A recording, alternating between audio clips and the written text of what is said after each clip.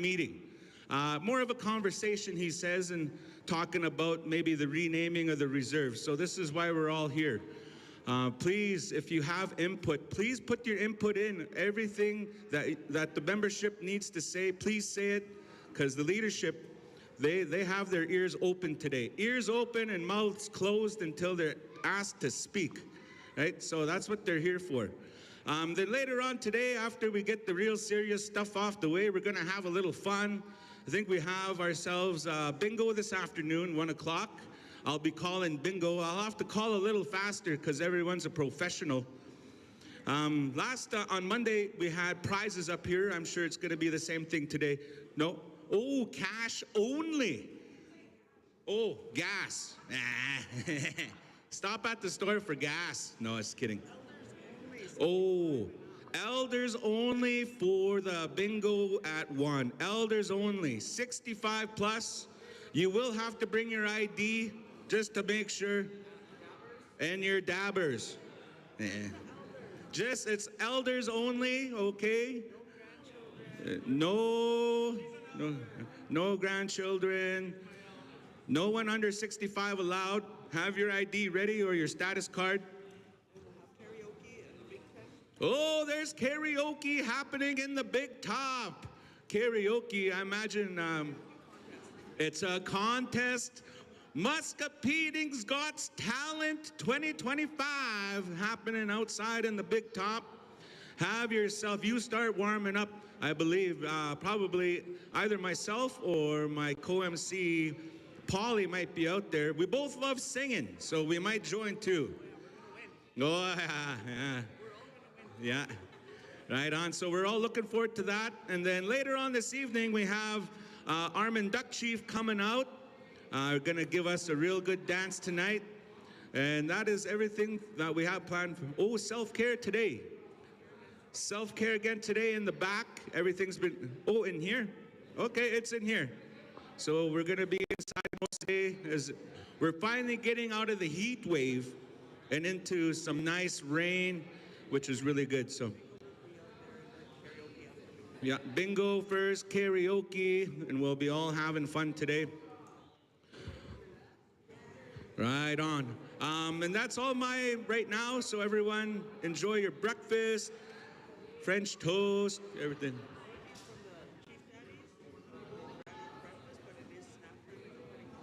All right. And also Chief Daddy sends their sincerest apologies because we've ran out of breakfast food. This is the first time all week. So thank you everyone for coming on out. And the snacks are being the snacks are going to be set out right now. And lunch is right at 12 p.m. So show up early. This is the biggest crowd we've had all week. And it's a good thing we ran out of food. It's a good thing, believe it or not, because that means that everyone's engaged and wanting to come and hear and take part. So that's really good.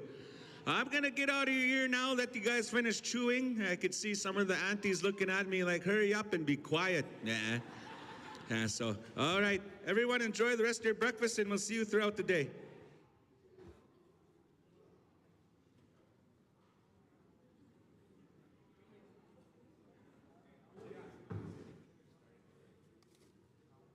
Just kidding, I'm in your ear again. We will be starting with our first, with Mike, with talking the discussion about the renaming.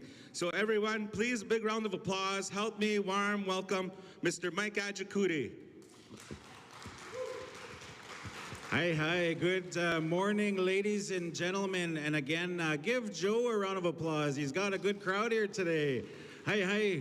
I want to thank all of our Chik Days staff here at the school location for everything that they've done for the last number of days. And Amber Memnook, if you're in the room, if you could please just wave at everybody so we can say hi and congratulations on a successful Chik Days 2025. Hi, there she is, ladies and gentlemen, Amber Memnook.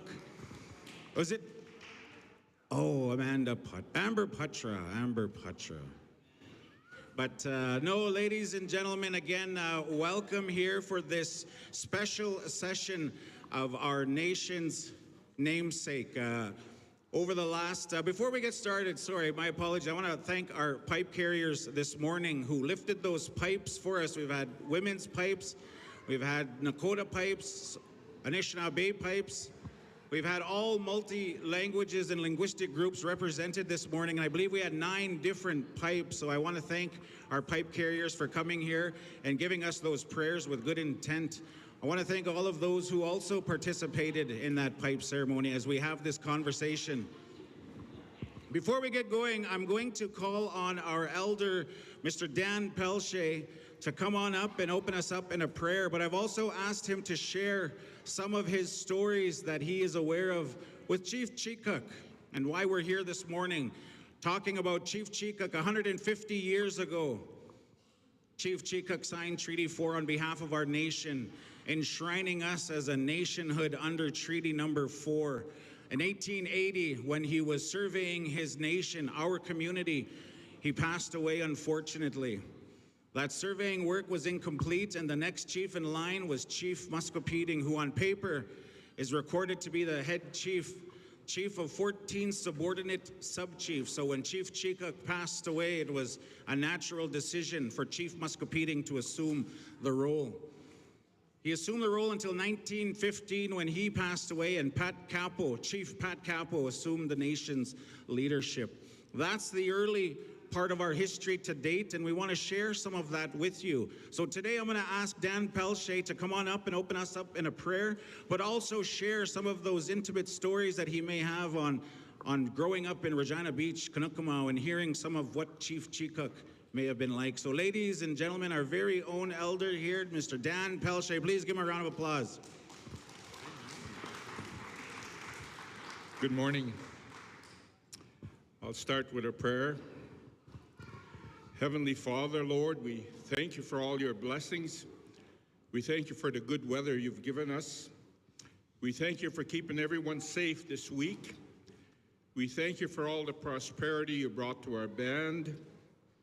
We thank you for our chief and council and leadership and all the staff that worked very hard to make this week a success and to let all the other bands know that Muscowpetung is gaining ground and we're going to be a wealthy band once again. And Father, I want to ask that you touch each one in this room, touch our hearts and our minds. Lord, help us to walk in a good way. Help us to be kind to one another. Help us to speak well of each other. Help us to respect, Lord, each other. And Father, I ask you to help us remember those that are sick, those that are in the hospital, those that maybe are widowed, they're alone now, they lost their partner. And those young mothers, Lord, that are raising young ones by themselves. Help us not to forget those people. There's always people in a community that are hurting. And Father, we ask you to give us hearts of compassion, hearts of understanding and wisdom, and bring a peace to our community. Unite us in your love and your grace and your mercy, that we would be good people, strong people, a people with high morals, Lord. Help us to walk the right way again. And Father, we ask you to remove all drugs and alcohol and things that are not of you from this place. We ask you to remove the desire in the hearts of our young people for these drugs that are killing them. And Lord, we need these young people. They're our future. Help us, Lord, to save them, Lord. And now, Father, I put this meeting in your hands. I ask you to touch each mind and each heart in this place. Help us, Lord, bring a good, productive result from this meeting.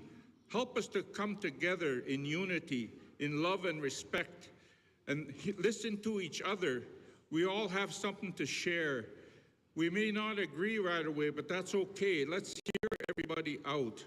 We got lots of time where there's no rush in this decision. And Father, I thank you, Lord, for all you've done for each of us. I ask all this in your wonderful holy name, in the name of Jesus Christ, your Son. Amen. So this morning, I just have a few words to say about my history. My mother was born on the reserve here. Her name was Lorena Pelche. My grandparents are the late Dan Pelche. He would have been 129 years old if he was alive today. He served in the First War and the Second War overseas. He volunteered. He left residential school. He ran away from residential school. That's where he was raised. When him and his twin brother were put in residential school, they were 5 years old. Their mother died. Their father went back to Turtle Mountain, the Chippewa tribe in North Dakota. And they were raised, the first school they were in was Maryvale. It's on Kawasas in the valley. They stayed there a few years, and then their grandparents, his grandparents was Thomas and Harriet Brass of Key Reserve. So they used to come by horse and wagon to visit them at that residential school in Maryvale, and it seemed like a long ways when you're coming from Key Reserve. So they asked them to move them closer. So they put these little boys in Labrette Residential School. And my mushroom would always tell me stories of, he was a young fella. I don't even think he was a teenager yet. But they'd all skate from Labrette. They'd skate to Fort Capel, and they would have fun in town and then skate back home. And then when he was up in age, he was, I'm 75, so I'm sure he was close to 80. He would still skate back home. We grew up on a little farm south of Yorkton, Saskatchewan. My grandma, Eliza Capo, she bought land there with the little bit of money they got from him being in the war. They had 7 children, so I think they gave her $50 a month to look after her kids while my mushroom was in the army. And so he was still skating. He had these big skates with these big long blades for long distance skating. So he told me all those kind of stories. And then as they got older, his grandparents complained again. They said, bring him closer. So they brought him to Muscowpetung. So when he was 15-year-old, the priest was sadistic, just mean and awful, and would always give these boys a licking with a bullwhip. And those of you that are old enough know what a bullwhip is. You whip bulls with that. You whip a lot of things with that. It's a very wicked way to treat an animal. But that's how he was treated. So this priest had him in the barn, and he was whipping him for no reason.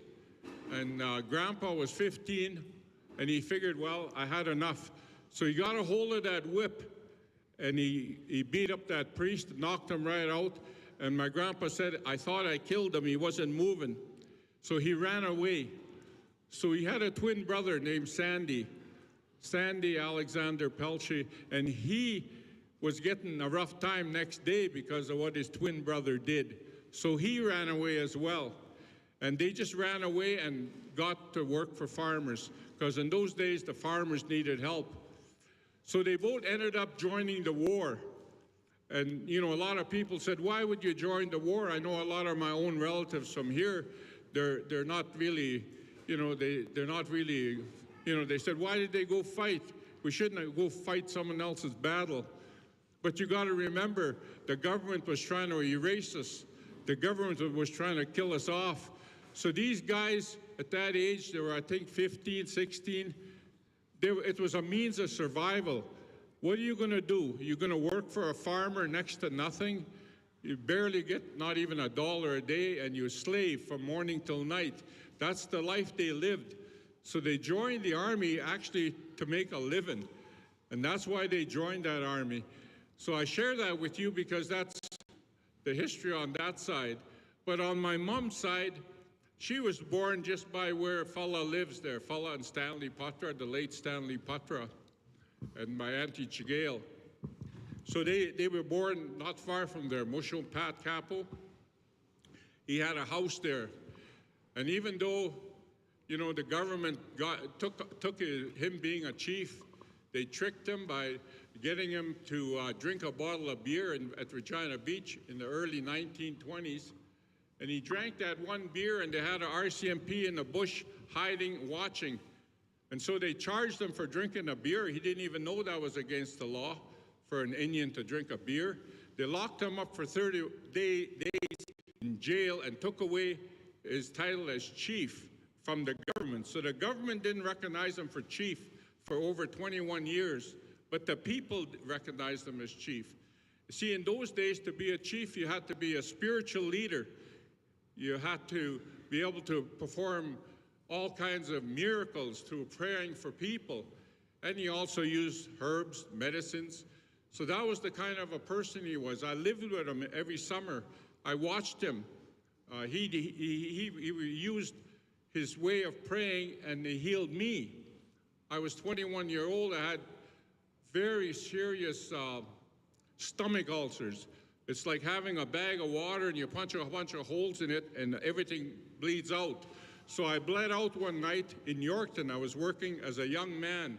I started 19-year-old working at the Department of Social Services. They were training me to be a welfare worker.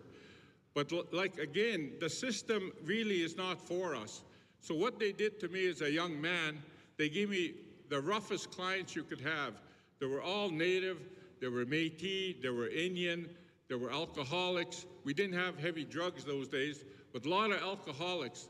So all these people in Yorkton, they all knew me as a little kid. So naturally now they're all mad because all of a sudden this kid is 19, he's wearing a suit and a tie, and he's the welfare worker. And I was a pretty decent guy, like I grew up with old people, so I had a respect for people. But they were hard on me, these people. They'd come and fight me at wherever I lived. They found out where I lived. If I was on the street, they want to fight me. I'd go play pool. And so I was fighting with all these people. And I wouldn't fight with women because I know if I hit a woman, I'm going to lose my job. And I wasn't brought up to hit women. So anyway, I didn't know I had all the stress at a young age. And when my stomach and everything gave out, just like I exploded, and they rushed me to the hospital, and I was there over 2 weeks. And the doctor said, "There's nothing we can do for you, Danny." They called me Danny. He said, "All we can do is put a stomach of a sheep into you." And, you know, growing up rough, I said, "Well, I don't want to be a sheep and have to eat grass." That's what I told him. So I said, "Call my Muscowpetung Capo, call him." I said, he'll fix me up. Sure enough, they called my Mushum. He had a pipe. He prayed. Only in not even 2-3 minutes. Blew on my stomach when he prayed. And then he told me, "No, Shum, go ahead, get up." My grandma made her dad a big meal there back south of Yorkton. So this was in 1971. That's when it happened. And he said, "You go ahead and get up and eat. Your stomach is all healed." So I got up and I had a big meal. No problem, no pain. And my stomach is still good. I just ate a big breakfast. I'm going to eat some more. I'm just sharing with you that our old people in those days, they were connected to the Almighty God. They were connected because their prayers was answered. I seen my Mushum heal many people. Now, this morning we're talking about history. Well, he was the first chief after Muscowpetung. And I understood from my relatives, his dad is Duncan Capo. So there's Pat Capo. My auntie is here, Auntie Diane. Her dad was Morris Capo. That's Pat Capo's brother. They had a sister, one sister living. Her name was Adelaide Capo, and she lived with Mushum Peter George from Sakame. He was the chief of Sakame as well, and he was a spiritual guy too. He put on all these rain dances, and people went to him for prayer and for healing. So that's the background I come from. And Mushum Pat and Mushum Morris, and their dad was Duncan Capo. They said it different in Soto. They said Doka Capo. And so my grandma, Eliza Capo, bought all headstones. So I was telling Mike, I want to go there before the winter comes, probably next month, and really clean up those graves. I feel I owe that to my people because they're laying there. And you know, when Mushum Pat died was in '73 in July. And I had to be one of the pallbearers because I was the oldest grandson. And so great-grandson I was. And so I had to carry him. I had to nail that box, the wooden box, nail that in. That's really a hard thing to do when that's your mushroom lying there. So we were the last two people to leave that grave. Was my kokum Eliza Capo, because that was her dad, and she took it very hard. And after he died, you know, her hair went gray, and she just seemed to get old because she really loved her dad. She loved her brother, John Capo. I called him Uncle John because I was raised by my kokum. So I really have they talk about your connection to this reserve. I have a big connection. I lived here in the summer holidays. We swam in that creek, that little creek that runs through here. I tell people that when I was young, in 1962, I was 12, we had big maple trees over that little river. We had white sand at the bottom, and when we're swimming there on hot days, the fish would be hitting our legs, jackfish. So we run home, run back to Muscowpetung, get a pitchfork, and we'd catch those fish with a fork. We'd just stab them. And, you know, we were hungry in those days. And that fish, it sure tasted good. And I remember when we get real hungry, you know, we had nothing to eat sometimes, because my mushroom Pat, he was just on old age. What I heard was it only $300 a month, wasn't very much. We'd walk these hills here, and we'd eat those. They taste like dates. I don't know what you call them, but they grow in clusters on the hills. And so I ate tons of those, and we'd eat the rose petals. We'd eat all the petals, and then you're hungry, and you're a kid, you're growing, you're a 12-year-old. So then my grandma's young brother's name was Paddy Capo. A lot of the older people here went to school with him. And Paddy would say, well, let's go see Uncle Morris Capo. That's Mike's great-grandpa. And we go visit them. I said, well, why would we visit them? Oh, they got lots of food. And sure enough, you know, we go to Musha Morris. He had cows, he had cattle, he had chickens. And I guess he was pretty good with his money. He had a nice house. I'd never forget, you know, as a kid, we had nothing. You go to Musha Morris' place, they had goldfish, they had ornaments. You know, he was well off. And of course, when we went in, you know, Kokum Eveline, she was a stone child. She'd tell her daughters, Auntie Diane's here, you girls, put a table there. They put a table in the middle of the room there. Feed these boys, they're hungry. So they knew we were hungry. We must have looked hungry. So anyway, they fed us soup and sandwiches, and we were all happy. So we never forget that, Auntie Diane. We never forget how you fed us when we were hungry. And so I share that with you. So from what the stories I was told, there's Mushroom Pat. He was chief after Chief Muscowpetung. His dad was Duncan Capo, and his dad or his uncle, we don't know for sure if that was his dad, this Chikuk guy, or his uncle, but they were connected to him.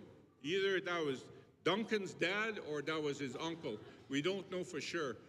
But we have our own little graveyard behind where Mushroom lived, and that's where all the immediate family, most of them are buried there, not everybody, but most of them are buried there.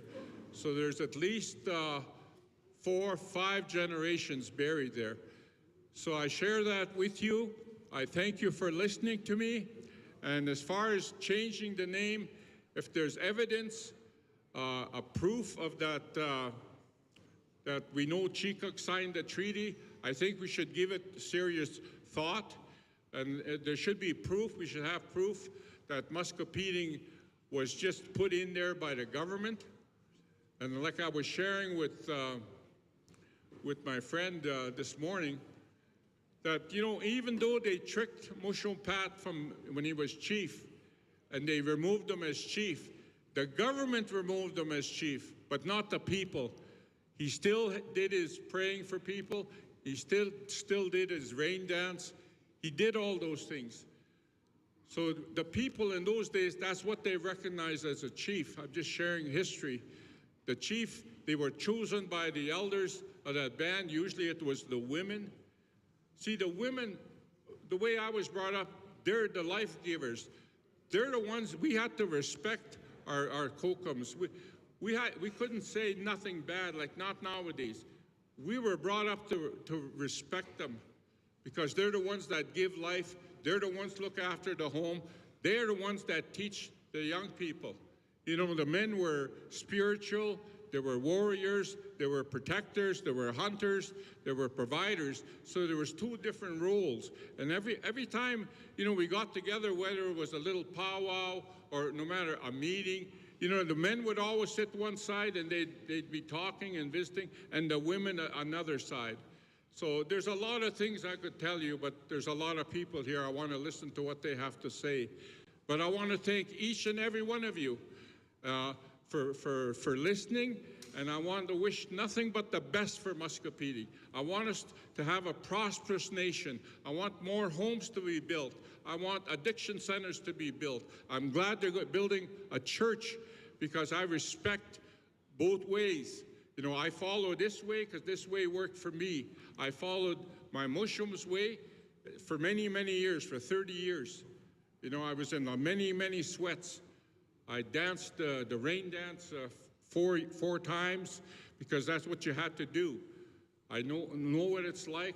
I witnessed all that, but I believe the way I believe now, that works for me. My prayers are answered. All my children are living. All my grandchildren are living. So, you know, we have to honor, and I'm just thankful that they honoring those of us in this community that walk this way, and that's good because we should honor and respect all people. Thank you very much for listening to me. Thank you, Dan. Hi. Thank you, Dan Pelche. And just to reiterate some of Dan's comments on the church, right now we're in the process of putting together a proposal for a church and an indoor-outdoor sweat lodge. So Elder Dan Pelche is absolutely right. Our community is mixed with different religions, different ways, and it's our job as an administration to provide all of those services to you. So we're looking at getting a church in the next couple of years, hopefully, for our community. Before we move on, I'd like to call on Eric Anaquad also to come up and say a couple of words, if you could, please. Mr. Eric Anaquad, just today has been presented from Chief Tavita and the guest from Wahpeton to host and hold and be the keeper of our nation's new drum that was made this week. So please acknowledge and give him a round of applause on being selected to be the keeper of our nation's new drum. But I ask him today to also open up in prayer in his way, and so everything goes well. So I'm going to introduce our new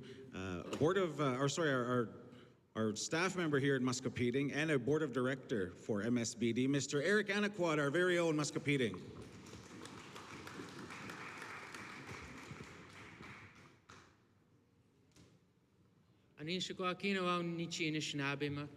Hello, everyone here. I shake hands with you all on this day today here. Very happy to be here today. Eric Anaquaz, Ijnakaz, Indonchi, Muscowpetung. My name's Eric Anaquad. I'm from Muscowpetung here. Yeah, I was just called up here and just wanted to come say a few words. And I was over at the pipe ceremony earlier this morning, so I want to give thanks to all the Kitchen Nishinabek who performed it, and all the cooks as well, and also to Amber as well for organizing all this together. She did a great job, and yeah, I think Amber is really good at what she does, so big thanks to her. Yeah, I guess before I go on, I'll just say a quick prayer for everyone here, the nation, and things like that. I do most of my prayers in Nehiyawewin, but I do my cry prayers in Anishinaabe. I just feel like it's a stronger language to me, and I feel a lot more connected to it more. So I'm gonna just say a nice, quick, good medicine prayer here for everyone, and healings for everyone, and things like that. So.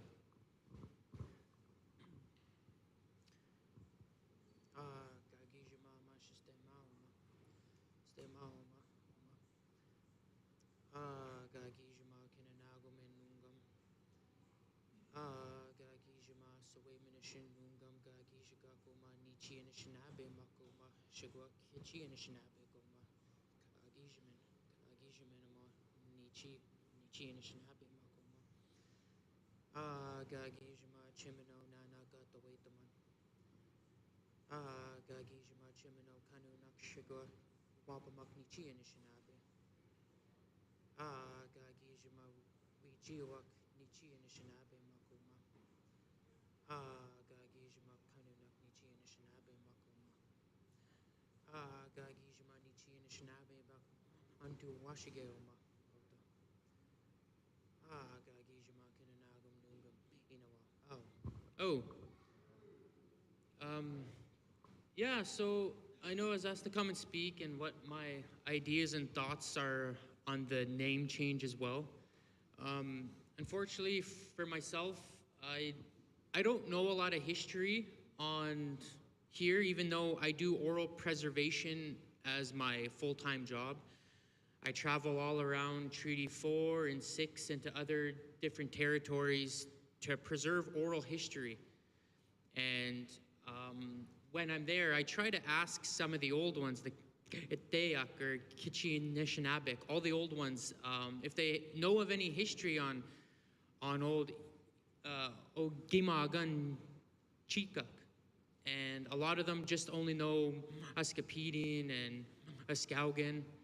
And they have a lot of stories with Ushko-1, Muscowpetung, and with us as well. And unfortunately, they don't seem to know a lot of info on Chikuk himself, but there's a lot of people who do here as well, and from other different nations too. Yeah, like my thoughts on the name change is, I think it's a good step in moving forward, especially with all the changes that's happening and things like that. I only just found myself maybe back in 2021, 2022. I didn't even speak any language at all. I didn't know who I was. And just only that long ago, I started to learn Nehioewin first. And then I kind of got more involved into my own Pekoskan, we call that in Nehioewin, our family here. So that's when I decided to take on Anishinaabe, especially with my last name being Anakwat. Anakwat means the clouds high above.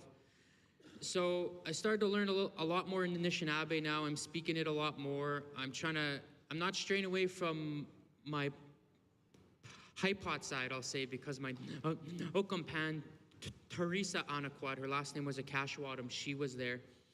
And that's where I kind of wanted to speak Nehioewin and learn the language to honor her in that sense. So I do still speak it, but I'm trying to learn Anishinaabe more. Other than that, yeah, that's pretty much it. That's all I really have to say. I don't know a whole lot of history other than to what the old people have said from all the interviews I've done all over. So, yeah, that's all I have to say. Ego se, Inanagoman. Hi. Thank you very much, Mr. Eric Anaquad, our newest employee here in Muscowpetung, doing our digital recording and oral history. So thank you for that. We're going to move on now into our presentations from Mr. Dr.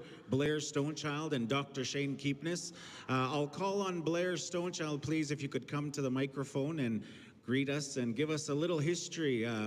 Mr. Stonechild has done research on our nation in the past, and specifically on Chief Chikuk, our treaty signature to Treaty 4. And if anyone's unfamiliar with what that means, is Chief Chikuk signed our nation's treaty, giving us all of our treaty benefits today. The transition to Muscowpetung happened after his passing. And it's our job as a nation to understand where we come from, what's our identity, our language and such, and so we're doing that.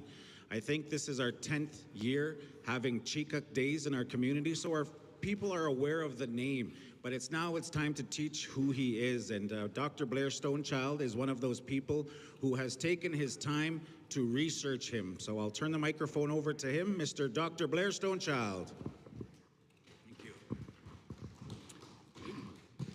Good morning, everyone, and it's really wonderful to be with you here today. It just feels like such a great day and such a great moment in our community's history. And So I think we have a lot to talk about, and I think we have a lot to think about, and I will try to put a bit of that in terms of talking about the history of our community. And I just wanted to say that we had a wonderful, wonderful ceremony this morning. All of those pipes that were here, it was such a powerful ceremony, and it's a wonderful way for us to start thinking about which way we're going and which way we want to go. So while we're talking about history, I just thought I'd mention a bit about our family, the Stonechild family, because the Stonechilds are originally from File Hills. And the story behind that is that in 1923, William Stonechild was hired as an interpreter, to come to Muscowpetung as an interpreter. And that's how the Stonechild family got started down here. And it was a large family. There was about 11 kids. And I believe that Isabel Keepness was the last of that original family. And unfortunately, most of them have since moved off the reserve. I myself went to a residential school at LeBret for many years. There are some actually people from this community that were my classmates, Daryl Dubois and Carol Putra, who married into File Hills. They went to school, they were my classmates at LeBret for many years.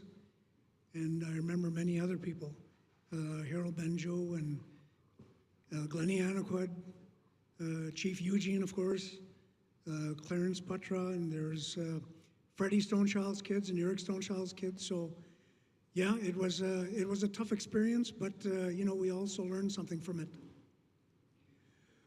Okay, so I was actually the first one to come down to the reserve here back in 1971 to begin doing some research on the community's history.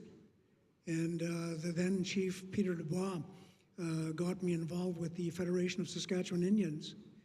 And so in 1971, they were just starting to think about doing research on treaties and land claims.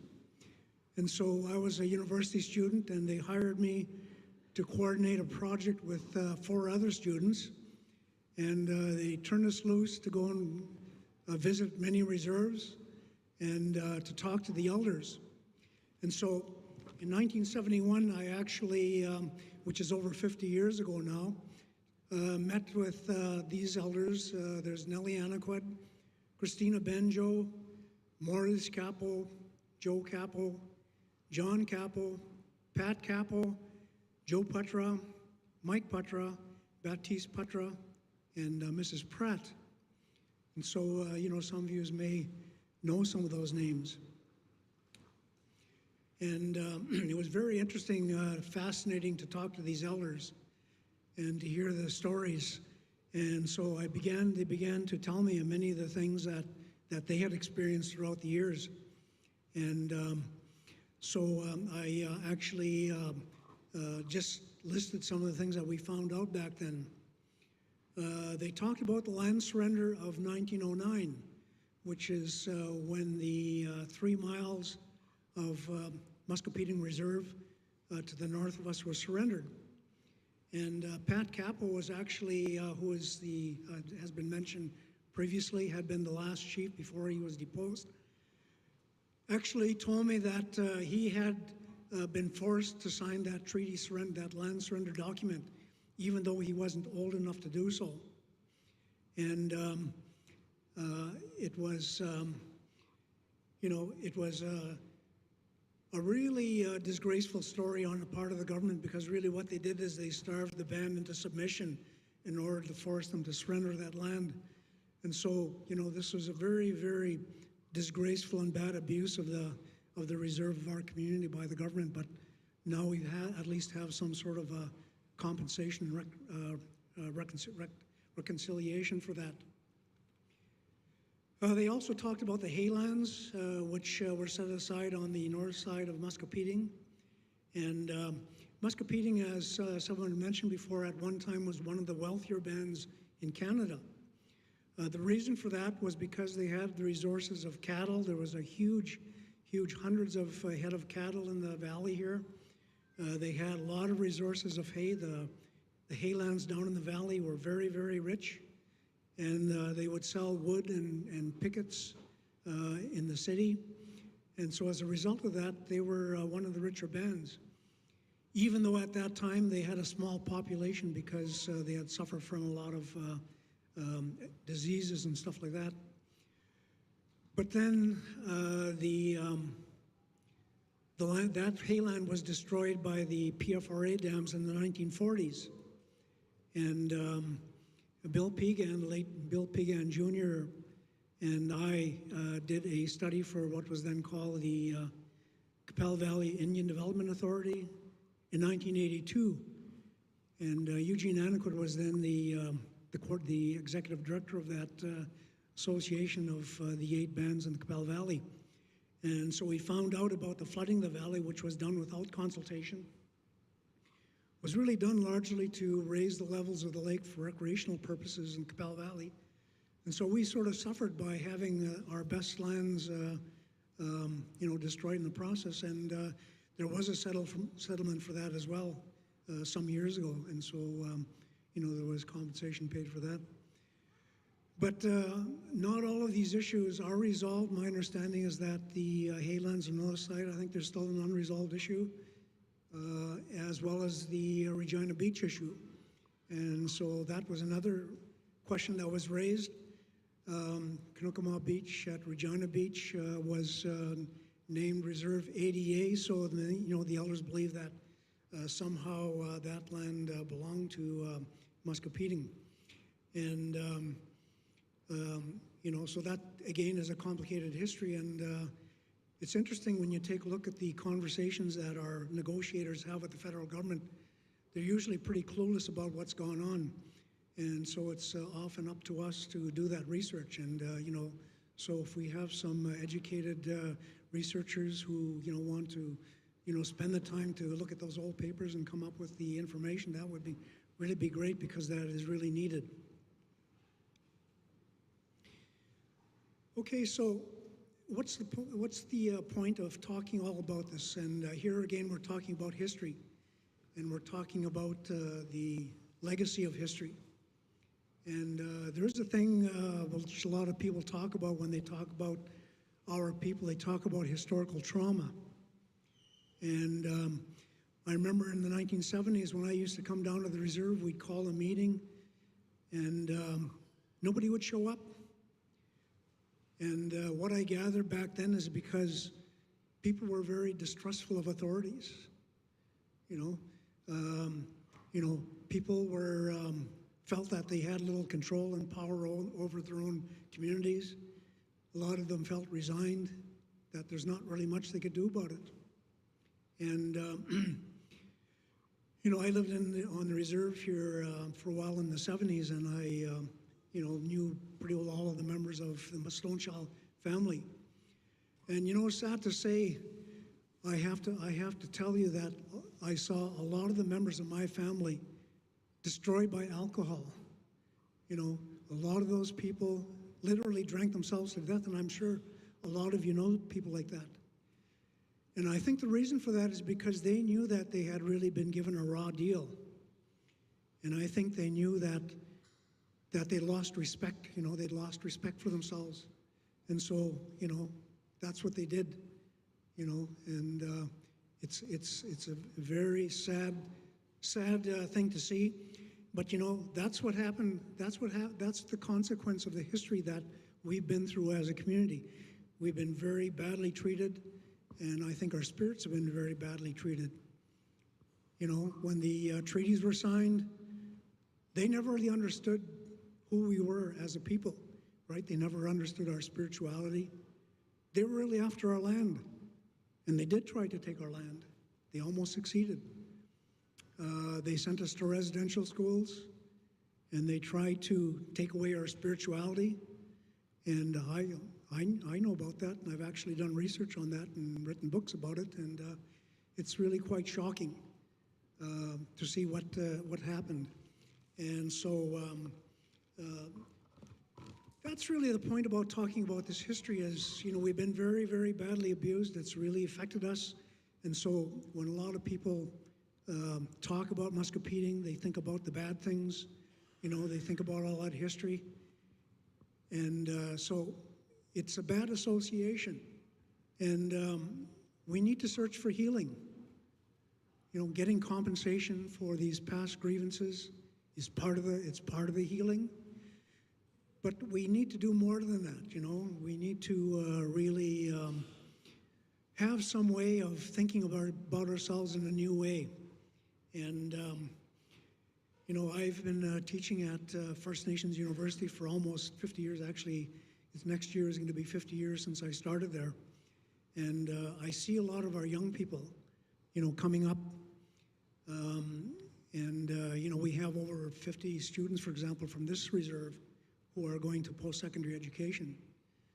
We have a lot of very smart people in this community. You know, we've got politicians, right? We've got educators. We have journalists, bureaucrats, got an architect, and we actually have a medical doctor as well. My daughter, Rachel, who was funded through this, you know, post-secondary program, is actually the first Indigenous dermatologist in Canada. And some of you may have seen her if you go to the clinic at Fort Capel, for example. And so I really think one of the good things that we're doing is we're keeping in touch with our off-reserve members.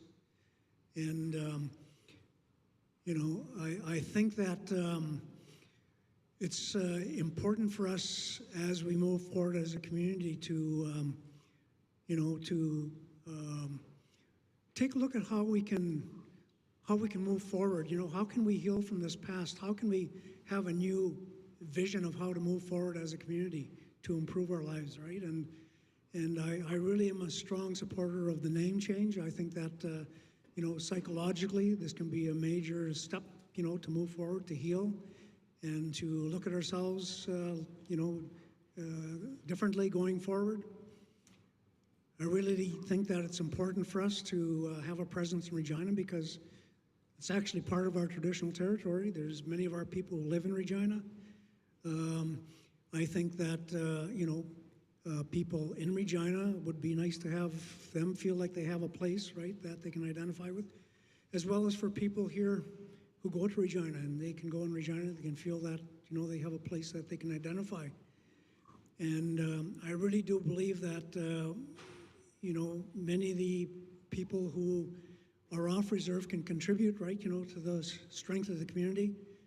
I know other First Nations have moved into Regina and, you know, they've become established there and they've learned how to use resources that can both strengthen, you know, like the people ourselves, as well as financially, right, you know, if they can find the proper arrangement to do that. So I'm very optimistic about the future. I feel that, but I do feel that we have to move on from the past. I think that we all suffer, you know, like the trauma from the past. But we need to think about future generations. The young people that I know really do want to move forward in a good way.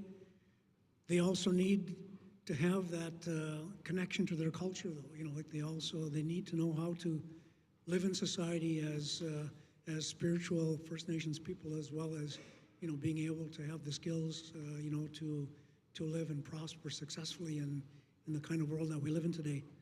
So I do hope that we have a lot of good discussions, and I hope that we think of ourselves as a community in a way that we can move forward into a brighter future in which we have more control over our destiny.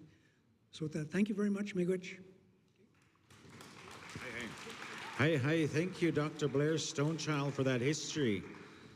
As Dr. Blair Stonechild mentioned, Chik's landmass, when he did his surveying, stretched from Muscowpetung today, currently all the way to Regina Beach, Canuckamau, south, right through the city of Regina, continuing eastward, maybe by Fort Capel, heading north. So his territory that he mapped out was a large territory, and he has got a good history to that. But before I know I'll end up yapping for a good chunk on that, we've got a good slate of speakers. I'm going to call on our next one, Dr. Shane Keepness of Muscowpetung as well, who himself has done some own personal and professional research into Chief Chikuk, our community, and he's going to share some of that today. So, ladies and gentlemen, please welcome Dr. Shane Keepness, our very own.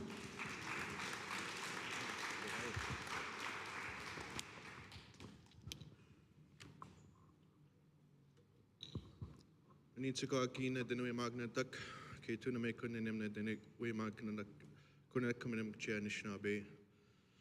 I don't know why I'm so nervous. I usually lecture for 3 hours, so I hope you guys have 3 hours. Just kidding. No, I'll start off by saying in 2012 I was in a program at the University of Victoria, and the reason why I have my phone out is because I have some notes here. And they wanted us to do a history project as part of class to, you know, tell me about the history of your reserve. And so I was looking on the internet, and I would go to old bookstores, and I found this book. It's called The Notes of Alexander Morris. And in that book, it's kind of a rare one, but you could find it on Amazon. That's where I actually seen Chikuk's name in there, and he was negotiating in 1874. They have quotes from him. And so in 1874, he was at the negotiations with Alexander Morris, who was the negotiator on behalf of the crown. And so he didn't sign in 1874. He actually came back a year later, and he had his own audience. And actually, there was him and I think a few others, but he signed in 1875 onto adhesion with the same terms. And so I wanted to share with you guys, because not only, like, Chikuk is a hard guy to find in books and papers. However, there are elders out there that I learned from where I pieced a lot of things together, where not only Chikuk and us come from, but the Soto come from together. So I'll kind of share some of that history that I learned. And my mentor was Barry Hennekew from Atakakoop. That's the guy that we unfortunately buried about 2 months ago. So he kind of taught me since I was 18, and I had to learn a lot of Cree in order to understand what he was saying. So what he says is that all of us came from the East Coast, Sotos, Crees, Blackfoots, and eventually in that particular area, the Blackfoot left first, and they went through the northern route. And so the northern route, I just want to make sure I get the pronunciation, is Montaignac. They call it Churchill River, and that's where a lot of the Crees went up. And but the Blackfoot went up to that area first. And then when the Crees started going, some of the Crees went through the southern route. The southern route meaning through the Great Lakes, and then they came up through the Missouri River. So the Missouri River was the Indian boarding crossing. This is before Munyas white people are here. This is all Indians. And so the Blackfoot were here first, and their homeland was Onion Lake, Petrovka Bridge, north to North Battleford, and Prince Albert. So when the Crees got to Menatiak, or Montaignac, Churchill River, the other old name for it was IHECP, the Strange River. And so the Crees had a name for the Blackfoot people. They called them IHE, Awinawak, the Strange People, because when the Crees got to that river, they seen the Blackfoot, and they said, "Hey, brother, it's us. It's been a while. It's probably been 100, 150 years, but they seen him again." And the Blackfoot started acting strange, and that's how they got that name, IHE, Awinawak, meaning the strange people.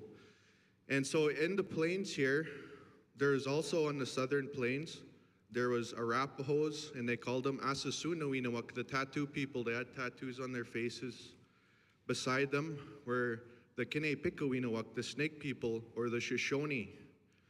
So the Shoshone were one of the first enemies of the Cree. And then the Sotos, we went down the southern route.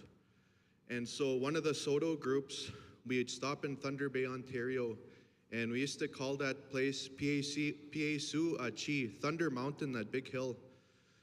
And there was an old Soto guy who went up there and he fasted for 4 days. And nothing happened on his fast. And then halfway down that mountain, a white horse came to him.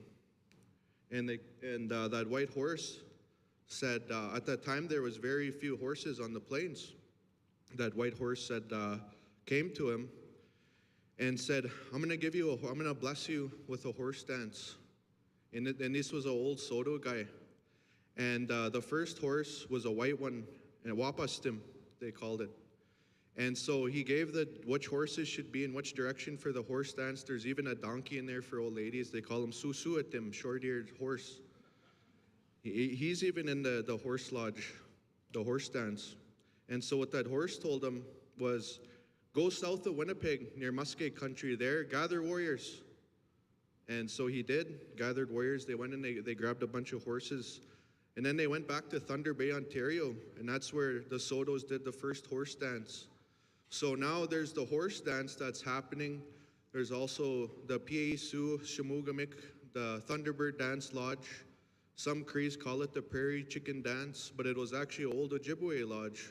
So a lot of these old lodges that people do today are old Ojibwe lodges. And then people will argue, say, oh, this is a Cree lodge, this is blah. Well, at the one time we were all the same people is what I'm trying to say. So the Sotos, we came down the southern route. And like I said, we'd always come through, our border crossing we had come through what was called Minatigak, or Cypress Hills area. And there's a story that was shared with me when our tribe came through the United States before there was a border. There was a lone teepee there all the time, and the teepee never really belonged to anyone. And it was kind of a social area where like they'd have whiskey. When white people start coming, whiskey traders go through there. Sitting Bull came through that route. And when our tribe went through there one time, there was a teepee there. And actually there was a bunch of teepees at this time. And there was a bunch of kids playing outside, about 20, 30 kids. And they were trying to talk to them in Soto, but all they spoke Assiniboine. So our tribe went and looked inside those teepees, and all of those parents were dead from smallpox. So we took those 20, 30 Assiniboine kids, and they became a part of our tribe. So we're mixed with everything, you know what I mean? And the thing about it is, unfortunately, our history is not written down, so it's not easy to find. And how I found it was from hanging with elders when I was 19 and piecing together stories and trying to make the bigger picture of our Soto people. And so Chikuk, so you'll see on our websites and stuff like that, and some of our documents that we have. I was one of I was the one to write a lot of that stuff, and that's how we found his name, the Worthy One, right? So he had a lot of influence at Treaty 4, and you could find it in that book. He was waiting for Chief Cody to be there. He said there's a lot of people that were hesitant to sign a Treaty 4. And one of the reasons why they were hesitant is because the Hudson Bay Company came at Treaty 4 and they squatted on land and they were paid like $200,000 for that land. And Chief Pasqua was upset and he said, we're not signing anything. Who gave them that land? Why did they get paid $200,000? And Chief Pasqua said, we want that money. So they really dragged out that negotiation. Finally, they come to terms and they signed. But Chikuk didn't sign till 1875, and I always wondered why. But I know he had a lot of influence. And so, as an example, so Chief Pasqua's dad was Makishish. That means the fox. Makishish and Kakawishtahoe were brothers. Kakawishtahoe means flying in a circle. Kakawishtahoe's dad and Makishish was Machtagewi of many sitting eagles, who was a prominent chief in our area. So even before 1874, like a lot of people only talk about the chiefs that signed treaty. There was major chiefs in the southern plains. For an example, there was a guy by the name of Chimaskus Shortstick. He had 30,000 people with him, and he died before 1874. So there's always two main chiefs in particular areas. So there is Chimaskus, and there's Nehiopwat, Paipat's uncle. Nehiopwat means half Cree, half Sioux. And so that's Paipat's uncle, and they were the bosses of the plains. And from Indian Head all the way to Winnipeg was an old guy by the name of Kakijue Piesu, Thunderbird Loud Voice, Ochapowace's dad. So a lot of this old history is not even written down. I learned it from elders. And as a young man, you know, I seen like a lot of my bros and stuff, they had other interests, and I get it, but me, I was always a nerd and loved to research. And I always knew at a young age when I would sit down with elders, this might be the last time I hear this story. So I became a really good listener. And sure enough, sometimes I'd sit with old guys and they would pass away. And I'm really glad that even the one about the story of how we adopted those 20, 30 Assiniboine children, like none of that stuff's written down. And so I just want to say that I'm okay with the name change to Chik because all the other reserves there, they got their name by the signatory to treaty, right? And so Muscowpeting's name was Sitting Strong. His father was Tepesung. And Tepesung was also on the records on getting paid when we signed in 1874. So he must have had influence too. So the thing about it is we need to write these things down. Because even the elder that I seen, like that guy knew lots of old history. He knew he could point to a map in Saskatchewan and he would say, this is what the original name of this was. So for example, Fort Capel, they used to call it Kipaiganik because there was one jail there a long time ago. Like just basic stuff are original place names. Because the thing about colonialism is their job is to erase all of this history on our land. And now our job is to remember and repower these places. And so with that, I just wanted to hand it off to Mike and thank you guys for allowing me to share. Good job. Hi, Shane.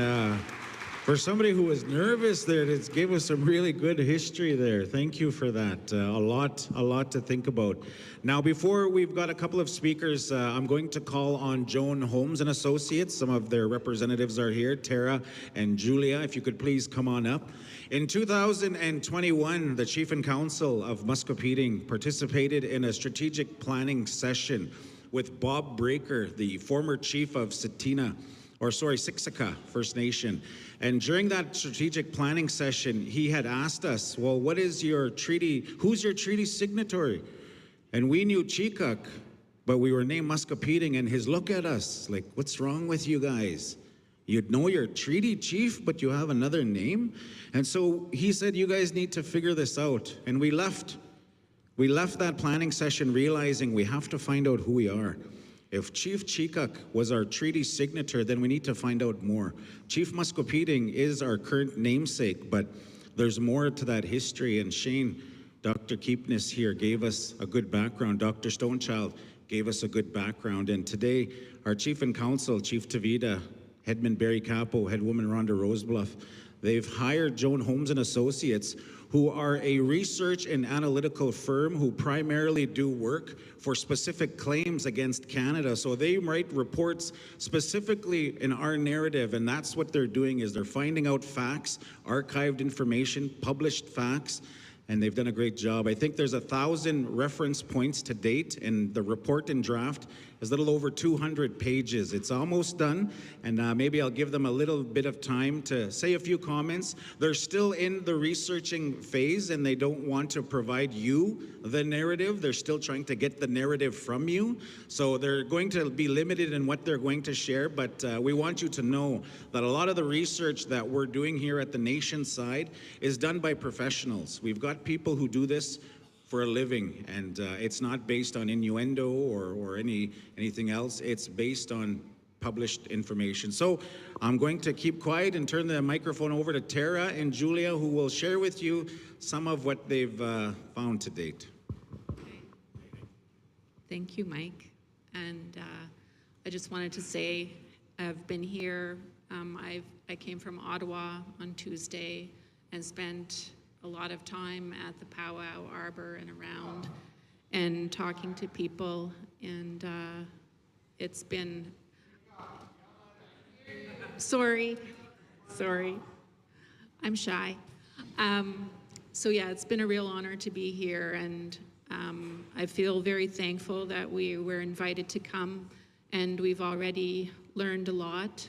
As Mike said, we were hired to do research, and we were here last September and did a presentation, and since then we have found a lot more sources.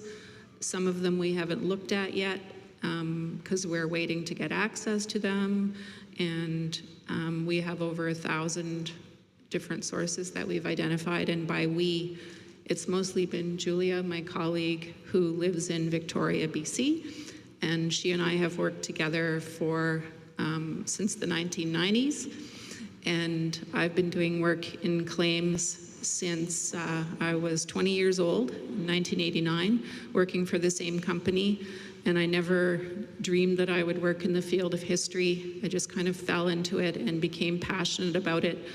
And we used to do a lot of work for the government, and now we mostly do work for First Nations. And we're quite passionate, as Shane said. We're kind of nerds about history, and it is something that we're very passionate about. And the work that we do as allies to help understand the historical facts and to achieve justice and to try not to perpetuate any harm, but to try to understand the stories and how they all kind of fit together. So I've worked on a number of claims about Muscowpetung in my career and worked on treaty land entitlement, the channelization, and a number of other issues, and a lot of work in Treaty 4. And so that helps us to understand the places to look, and the work that we do has to be very rigorous, and it's very technical in making sure that everything is properly cited where it derives from so that it could stand up potentially in court. Some of the work that we do ends up there. I've done work for cases that are at the specific claims tribunal, for example.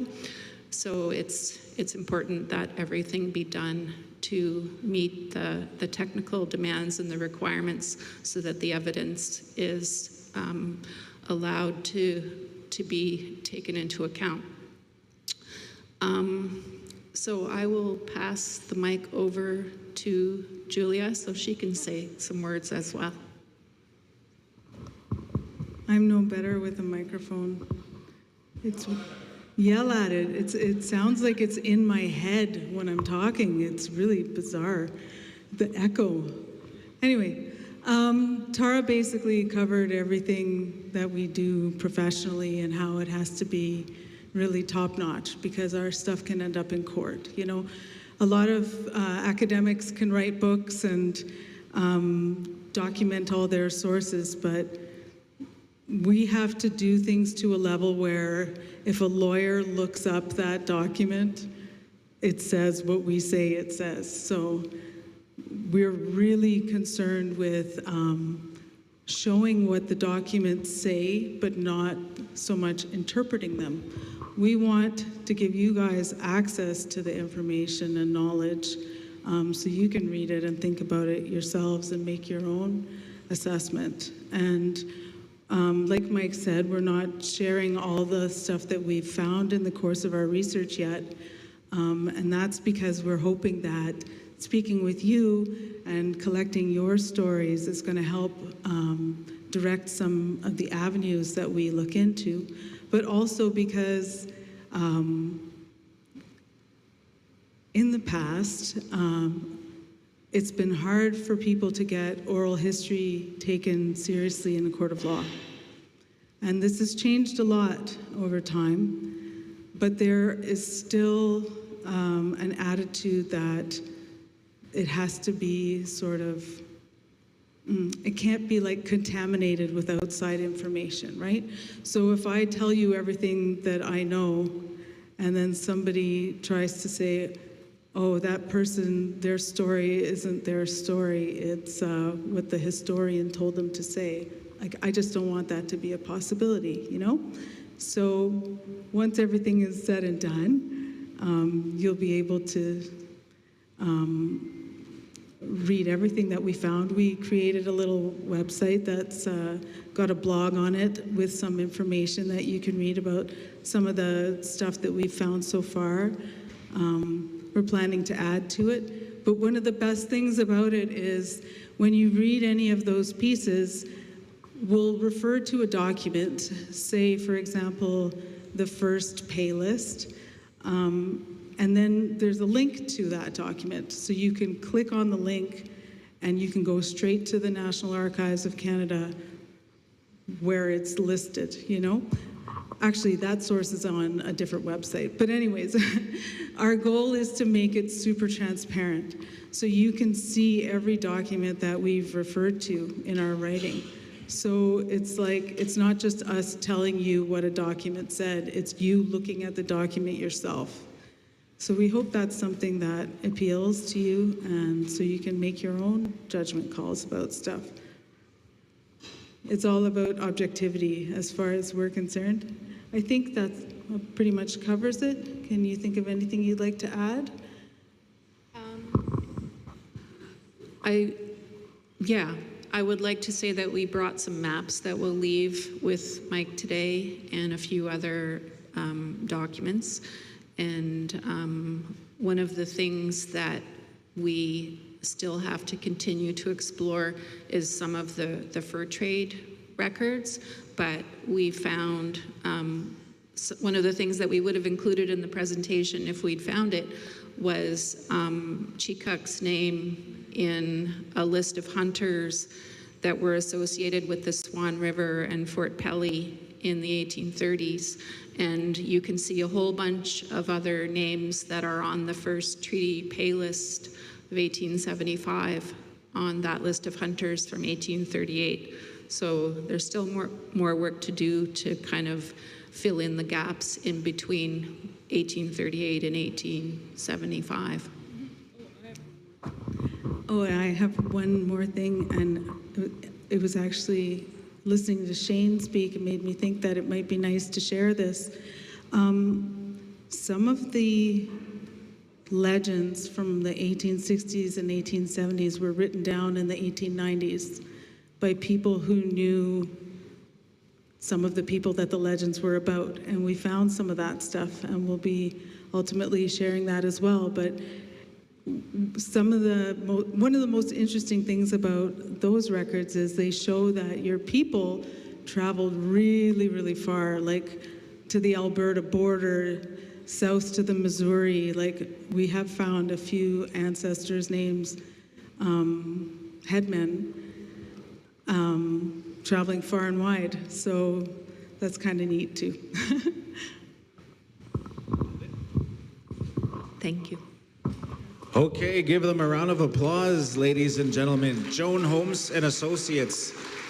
They will have a report for our community in the next coming months. I think this project has perked their personal interest. We originally had them slated for a year or so, but I think it's still going, and they're finding more and more information. I think one of the exciting pieces they referenced was there was a document locked in Yale University that they had to get access to. So there's bits of information like that out there that belong to us that are locked in very prestigious universities, and this team is doing their best to get that. Also, Dr. Keepness will be traveling to Chicago at the end of this month to look at some Muscowpetung artifacts that are sitting in a Chicago museum. And hopefully as we look at those, there are 10 different items, and those items are from a 1910 Muscowpetung Games. They're referenced as Muscowpetung Games, meaning we had some sort of recreation here, and those artifacts landed all the way in Chicago. So we are heading down there to take a peek at those and hopefully reclaim those and bring those back to our community. We do have some speakers, and we've got a couple. I've got Elder and Headman Greg Keepness, if you could please come on up. I've presented some tobacco and he's graciously accepted. But Greg has also done some great research on our community over the years, and he will share that with you. So, ladies and gentlemen, Headman Greg Keepness.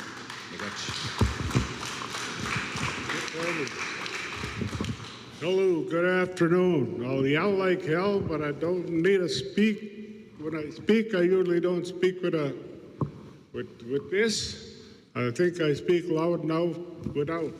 I'm going to go back here, just starting off here when the treaties were being made. Treaty 1, Treaty 2, Treaty 3, Treaty 4, 5, and 9 were all signed by Ojibwe chiefs. There was these chiefs that signed Treaty 4 down to Treaty 1, they were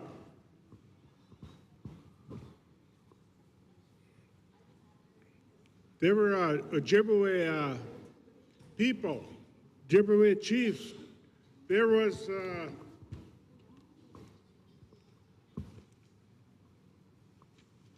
175,000 Ojibwe people that came in from the United States going back to the 1600s. So these people that came in this area was part of Chik's tribe. Chik had his members when they came to Treaty 4, they would not sign Treaty 4. There was over 500 lodges there of Ojibwe. And they were instructed by Chief Chik. There were 13 or 14 other chiefs under them. Some of them were war chiefs, like Yellow Quill. Yellow Quill was a war chief. So they took directions from Chik. As we know that Chik never signed Treaty 4, but he did sign the adhesion to the treaties, 1875. And that still stands from when I look at it anyway.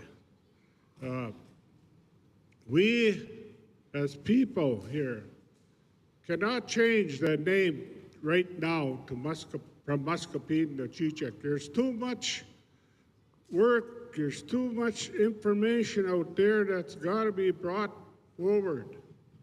When I say brought forward, there's things like the land that Chik had. You know, land that was covered up by Muscowpetung, Pascoa, Pipot, Standing Buffalo. There was, this was, where am I here? Hold on. Okay, when Chik had this land set out, I have it back there, it was a huge reserve, lot of land was involved in this. Then they brought Muscowpetung in. He was in Cypress Hills. In 1881, they brought him here after Chik was supposedly had died on marking out his territory. Well, I found information that Chik, I believe he was murdered by the Northwest Mounted Police. Now, that's kind of harsh words, but I mean, it says here the Northwest Mounted Police visit the Indians. They were camped near present village of Craven. The orders from, those orders came from Edgar Dewdney. He was lieutenant governor at one time. And he told the Northwest Mounted Police, you go down there and disperse of these Indians from completing their work. So the Northwest Mounted Police destroyed monumental evidence to traditional land entitlement, not the small rip-off acreages recognized in written treaties, since they had a warrant to disperse of the Indians and prevent them from completing their work. This is what happened there. I had a cousin who was into his traditional ways, and he said, I'm going to go down into the valley and go and pray, he said, and see what I can come up with. Well, when he got into the valley, he set up his little camp and he fasted there for 3 days. On the third day, third evening, he said, there's an old man, a spirit that came to me. And he said, the old man that you're looking for is buried in Craven. You go down there and you'll find, you need to go and find his grave, amongst other First Nations that his council that were with him were also buried there. So something happened there. Now, I don't want to see this name changed yet. There's got to be a lot of, like I said, more digging. We got to find more information. I hired a lawyer, and the lawyer was all for it. He said, Greg, I'll take this on. I don't want no money. Give me some time, but all right, I told him, well. 3 months later, he called me and he said, I dropped the package off at your place, Regina. So he said, read it and call me back. So I did. I read it and I called him back. And he said, you know what, Greg, I can't do it. And I asked him why. And he said, the government have people in place to stop you people from doing what you're trying to do, he said. So therefore, he said, I'm backing out on it. So things like this are going on still today in the world out there. They got these high-class lawyers in Ottawa that shut you down when you're trying to, do things, And it's not right. It's not right. This piece of land here was Ojibwe land. This is where Muscowpetung, Pasqua, Standing Buffalo were put on our land. Muscowpetung was in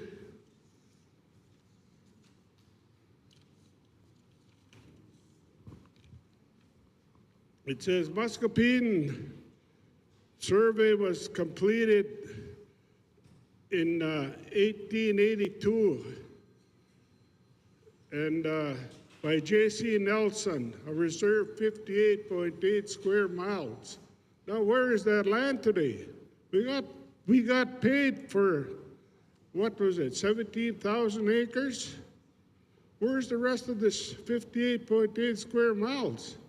We're sitting on a little reserve here now, very small. We gave a map, the map, this 58.8 square mile to Morris Law, dating way back when my friend here was chief. All Morris Law said was, oh, you guys are better put that surveyor, look at you're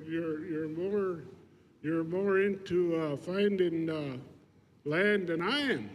You might as well say that, eh? So for some reason or another, he didn't want to tackle anything else on us. But he stuck to what FSIN put together, 170,000 acres. Back in 1994, I believe it was. They were helping get Muscowpetung's land surrender to Ottawa, 1909. At that time, another individual by the name of Peter Cody, I think a lot of you people know Peter Cody.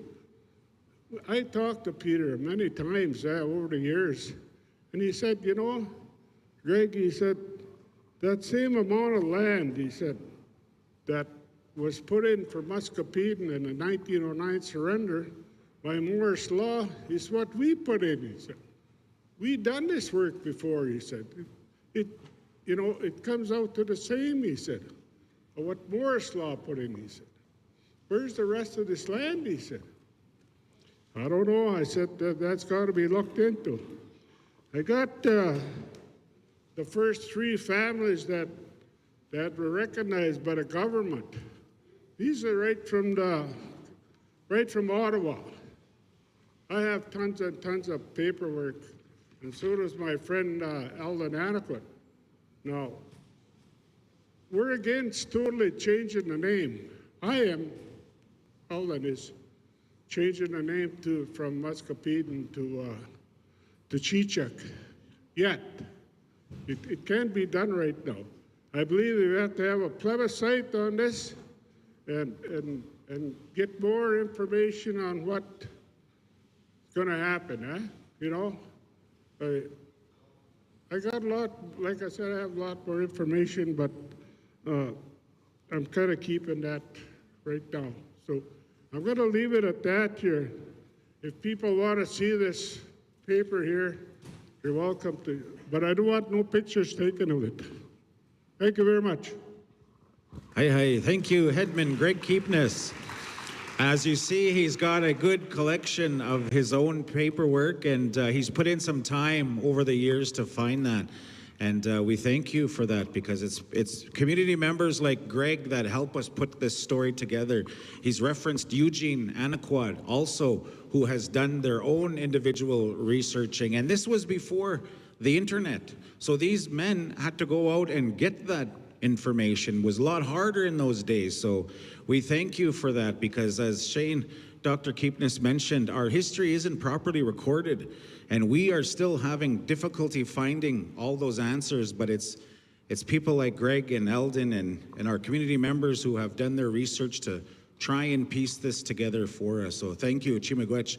I'm going to call on our educator here from our community, Sharon Anaquad, also to come on up and say a few words.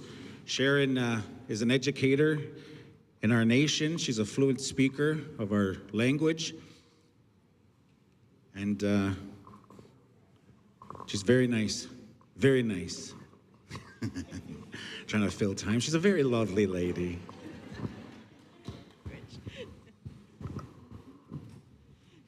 Anin in dinaway magan. Chik endam umaya yayan nongum. Sharon Anaquat Indigenous cause. Can you hear me? Muscowpetung, Ndaya.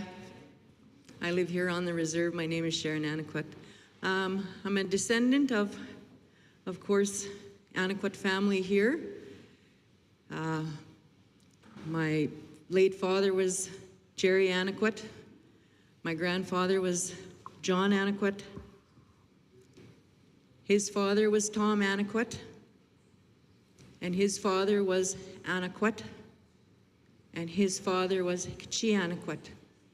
So if you look at those pay lists that the government documents state, our family line goes right back to when this reserve came to be, I guess, according to the government. But my grandmother married into this reserve, Nellie Anaquat. She married in here, married my grandfather, John. And the one thing she taught us was not so much through her words, but everything she did was to be proud of where we came from. And our identity is Muscowpetung, Muscowpetung. So that's how I identify myself, as an Anishinaabe from Muscowpetung. I know the history is there and the research is being done. I've heard that name before, Chik. I've done tried to do my own genealogy research here in Saskatchewan on my family line, and it's really hard to get information. I've gone to the archives in Regina to try and find out information, and it's very hard. Whereas I'm also a descendant of Saugeen First Nation Treaty 1 territory. Manitoba, they have the archives in Winnipeg, and all of that information is very readily available. However, those were the missionaries that were really keeping track of our people over there, our relatives over there, not so much here. We were very much under government rule. I've heard my late uncle, Glenn Anaquat, talk a lot about history. He has mentioned the names that the other speakers have named as well. I've seen them on the Payless documents. But I want to say that I identify as Anishinaabe Kwe from Muscowpetung. It would be hard to change the name right now. A few of my other relatives as well say they would rather keep it the same for now. It'll mean that we have to change all our identification. Even my driver's license has the reserve name on it because, as I said, I live on the reserve and my land location is listed as house number 16 on Muscowpetung Indian Reserve. Same with our treaty cards. And that takes a long time to get from the government. What I am going to recommend, though, is that maybe we name our beautiful arbor, our beautiful POW grounds there, Chik Memorial. It also has to be put into our own curriculum here for the reserve. That has to be developed so that our children can learn about our own history rather than reading it from a textbook. So we need those people to come together, those educators, the researchers, our elders, the ones that hold that information and put that together for our children, the ones that are coming behind us. I'm not a fluent speaker. I wish I was. Again, that's a part of our history with that residential school. I remember my grandmother and my brother reminded me of this. That's why they didn't speak to us in the language, because they were afraid we were going to get taken away. And my kokum saying, if you see that paddy wagon coming onto the reserve, you kids go and run and hide in a coulee. So that's our history of why our language is being lost. So we need to get that back. We lost a lot of our fluent speakers in the last little while. My late mother being one of them, our late Kokum, Isabel Pratt, and then our late relative from Pasqua as well. We just lost her last year, or this past year. Stephen and George Capo. They all these elders worked on that language app for the tribal council, and they're all gone now. It's really sad. Our language is in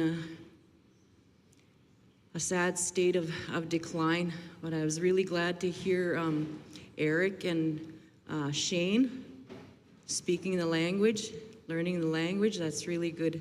We need to pass that on. We need to have the language program back in our school here. I'm really thankful that we invite Lynn Cody to come out and hold classes here sometimes. She's really a good educator as well, and I love learning from her. But at this time, I think we need that solid evidence, as my relative Greg said, in order to change that name. I don't think we're ready yet. So, miigwech. Hi. Thank you, Sharon Anaquat. I'm sorry, I thought you were fluent. But we don't have any more tobacco speakers, but I will call on our leadership now, whom I've left there to hear some of the comments and statements. And the reason we're having this conversation is the fact is Chief Chik signed Treaty Number 4, September 8th, 1875. That's the facts. And we are now coming to terms with that and trying to understand what that really means for us, because we've got a lot of our old people who just don't want to change that name, and we understand that. We get that. It's a difficult adjustment from Muscowpetung to Chikuk. Even for myself, when I sit at government tables, it's always, I'm here on behalf of Muscowpetung. To say I'm here on behalf of Chikuk Anishinaabe Nation, that's going to be a different adjustment. But I too know that that's our history, and our younger generations are going to grow up and they're going to learn that. They're going to need to know that. And so with us, we have our leadership, Chief Melissa Tavita, who over the last couple of weeks, we've heard our community members share both opinions of we don't want to change just yet. And then we have some saying, yes, the research is there. We've found it, change. We know that. We realize that today as administrators, we're not there. So we will leave this meeting still trying to educate everyone about our history. We've got a report that's going to be released, 200 pages, 1,000 sites of evidence, and we'll be able to share that. So I'll call on Chief Tavita first. Or sorry, okay, Rhonda, Headwoman Rhonda Rosebluff's been volunteered first. And oh, now she's pointing at her colleague, Barry. But Headwoman Rhonda Rosebluff, ladies and gentlemen.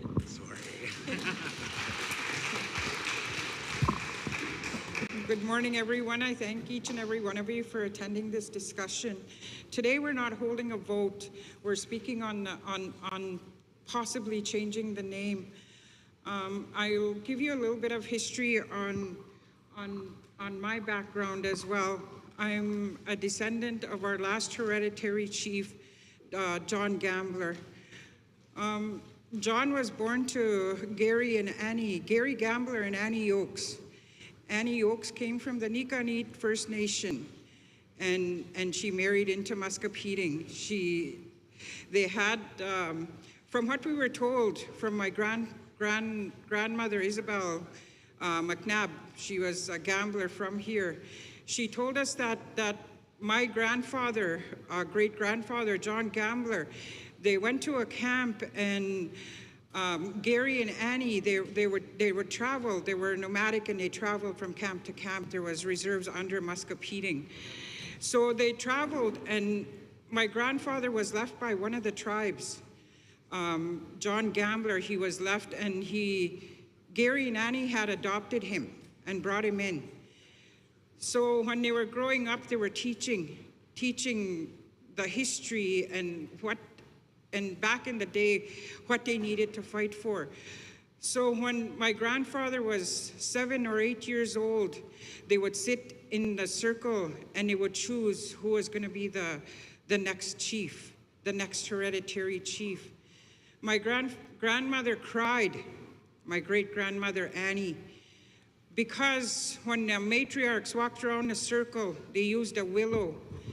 And my great-grandfather was playing in the front. When they came around the circle, they tapped him on the shoulder, and he was named our last hereditary chief. So that history means a lot to me. He married Jessie Keepness. We're closely related to the Keepness family. John married Mushum John's sister, Elsie. So that's how we're so closely related to the people on the reserve here, to the Gamblers and the Keepness families. We're very, very closely related.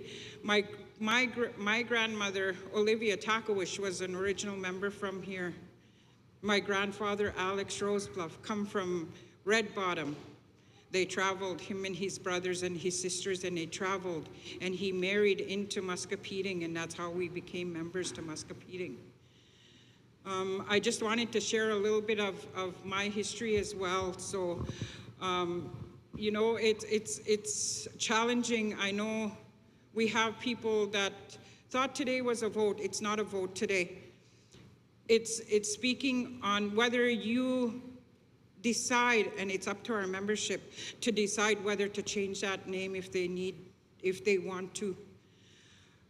And I spoke of it on Facebook. I'd done a post, and right now, with the history that I learned under my great-grandfather, my grandmother, and all down from my mom and dad, I choose to remain with Muscowpetung. That's my voice. I honor that Chik signed adhesion to the treaty, but under him he had 11 bands, and he had, from what we are told, And I've got to say this, that we haven't really had very much oral history on him. There was none passed down.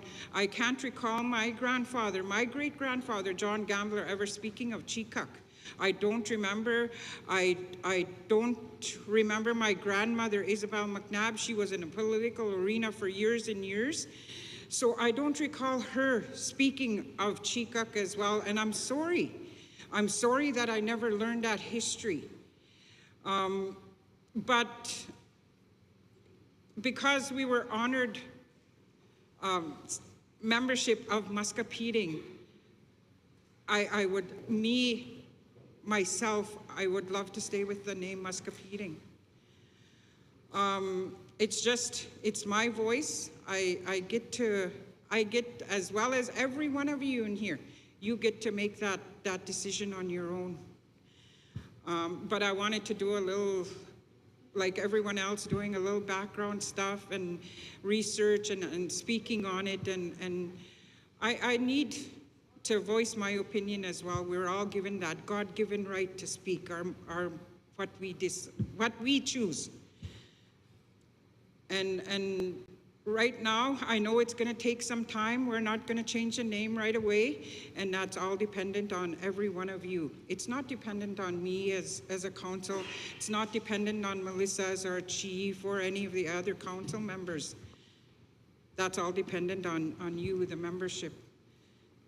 So I just needed to give that little bit of history and needed to speak. I honor Chik for being a signatory. I heard a story back in I think it was October of last year, where there's 7 Saulteaux tribes that sit under the, I think it's called ANTA. It's our Saulteaux tribes, Anishinaabe tribes. And we meet every once in a while. So when I sat with the elders, speaking with the elders, I rarely speak. And I sat and I listened to them, and they talked about the history of Muscowpetung. And they said why Chik didn't sign treaty at that time. He said because they knew he was a smart chief. When they waited, the Indian agents in Canada waited until he left the region because they would go out and hunt. So when it came time, it was hunting season, and when it came time for him to sign, they had waited until he was gone, and he wasn't in the area, so he wasn't able to sign treaty at that time. So it was amazing history that and they were from Keezikus, Key and Cody First Nation, Yellow Quill. They were speaking of Muscowpetung in that meeting, and it was so interesting to sit and listen to that history that they had brought along with them regarding our reserve. And at that time, I was the only one in the meeting, and I wish to bring them here and have those elders speak to our elders and let them know of the history that they were taught from over there as well. So I just needed to add that on there, and they said Chik was such a smart chief that they had waited, and they didn't want him to sign treaty with them, so he signed adhesion to the treaty. So I just needed to add that little bit of information, and I thank each and every one of you for coming out and listening to us and having a voice in regard to this research. I thank Joan Holmes and Associates for all the work that they've done. And it's been on and on going, and I thank them tremendously for the work that they've done. German for all the research that he's done as well, and everybody that got up and spoke, Sharon, and spoke on their lineage, their heritage. And it's interesting, and we all need to learn that. I can understand Saulteaux. My grandmother Isabel talked to us in Saulteaux, but I can't speak it. And I think every one of us need to do that language revitalization, take it back and learn from it. So with that, thank you each and every one of you for attending this meeting. Thank you so much.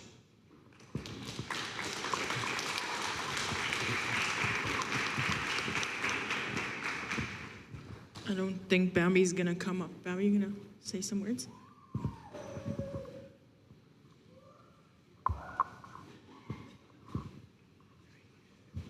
Good morning, ladies, gentlemen, elders. Wonderful stories about our Muscowpetung Nation. And yes, it's just a discussion today, you know, Muscowpetung, Chief Chik. Thank you all for coming. Thank you, Tim, for the prayers this morning, Dan, for our prayers, Joan Holmes Associates, Shane, Mr. Stonechild.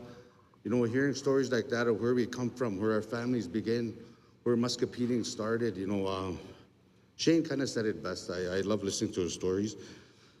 He mentioned before signing, there was already this life of chiefs before that, chiefs of this area, chiefs of that area, you know, and we look back at our children, my grandchildren, they're gonna read about the treaties at one point in their lives, and they're gonna say, okay, Pipeout signed, they're named after Pipeouts. Pasqua signed, they're gonna figure it out sooner or later that the signatories are the band names. And I know it's kind of a shock. It is a shock, I guess. For me, I was weighing over the last few months. Would it change? Would it sound good as Chief Chikuk? Muscowpetung. Like me too, I grew up in Muscowpetung, loving my nation, loving the name, representing. Will it be a change? Yeah, it's going to be a change. You know, we live in a time of change. Times are changing, and I think we have to kind of do a little changing ourselves at some point. Like I said, I have grandchildren.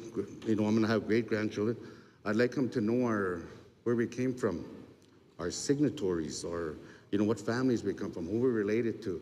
And all this information that we just listened to this morning, very interesting stuff. Like some of it I've heard over the years through my parents, through my grandparents. Some of it I'm hearing for the first time. That's wonderful to learn stuff like that of where we came from, who we are. For me, again, I'm a person that likes change. I'm all about change, adapting and changing. That's kind of how I live my life. Part of the residential school system, well, you had to adapt and change going through a process like that. I came from the end part of it. But you hear the stories, you read the stories, you listen to the stories from your parents, your grandparents, you know. But that being said, you know, again, it's just a discussion. It's good to hear all the viewpoints of should we, shouldn't we, you know. Going into the future, personally, my belief is, you know, I want to teach my children and grandchildren where we came from, who our signatory is, who our leaders were, you know, past and present. And not only that, just kind of give appreciation to all our leaders since time immemorial. We have a lot of chiefs, a lot of council. Some are still with us, you know, our older generation. My parents, they've been in leadership for years and years. Greg, he's been in leadership years and years. You know, he knows the history. They know the history of who we are, where we came from. You know, listen to them. Listen to the stories. Remember the stories. Tell them to your kids. Tell them to your grandkids. That's kind of why we're here, to get information, get your stories of why we want to do this, why we shouldn't do this, you know. And again, thank you all for coming and enjoy the days. It's been a wonderful week, been a busy week. Thank you to all the coordinators, the background, Amber, the powwow committee, the powwow people, you know, the people that set up, the people that clean up, the cooks, organizers. Thank you all, and I hope you guys enjoyed your week, and safe travels home when you do go home. God bless.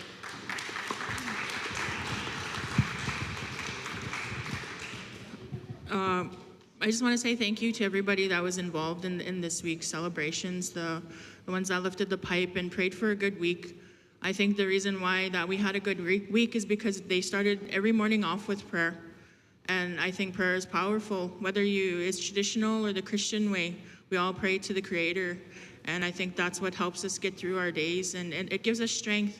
Sometimes days are hard where you feel like giving up and you let all of the negativity get to you. But one of the words that my mom always said was to pray. Prayer will get you through it. And sometimes it's hard to pray. Sometimes it's hard to pray that negativity away, the toxicity. But you got to take moments to make that a part of your day, because it's not our way, it's the Creator's way. And whatever way it's our days in our life and our path is already destined. Whether that goes the way we planned, or a different way. And I think that sometimes those different ways are hard because it brings change, but sometimes change is good. When I first learned about Chik, I learned it from my Uncle Glennie. I drove him one time for an appointment, and he told me Muscowpetung wasn't always our chief. We had original chief, Chik, and he was a very powerful chief. And a part of me wanted to get upset because I've only known Muscowpetung. I didn't know that we had an original chief that we stood under. But the more he talked about it, the more he told me how powerful Chik was, how people were influenced by him and how people followed, even chiefs followed him. It made me proud that we had a powerful leader like that people can follow. I know that there's been a lot of controversy this week in regards to changing the name, and that people thought we were gonna have a vote today. We would never do that to Muscowpetung. We know that change is hard and that we have to give a history. Some people are just learning about Chik today. We want to make sure that everybody is informed and that everybody is comfortable with whatever decision we make. As leaders, we have to listen to both sides.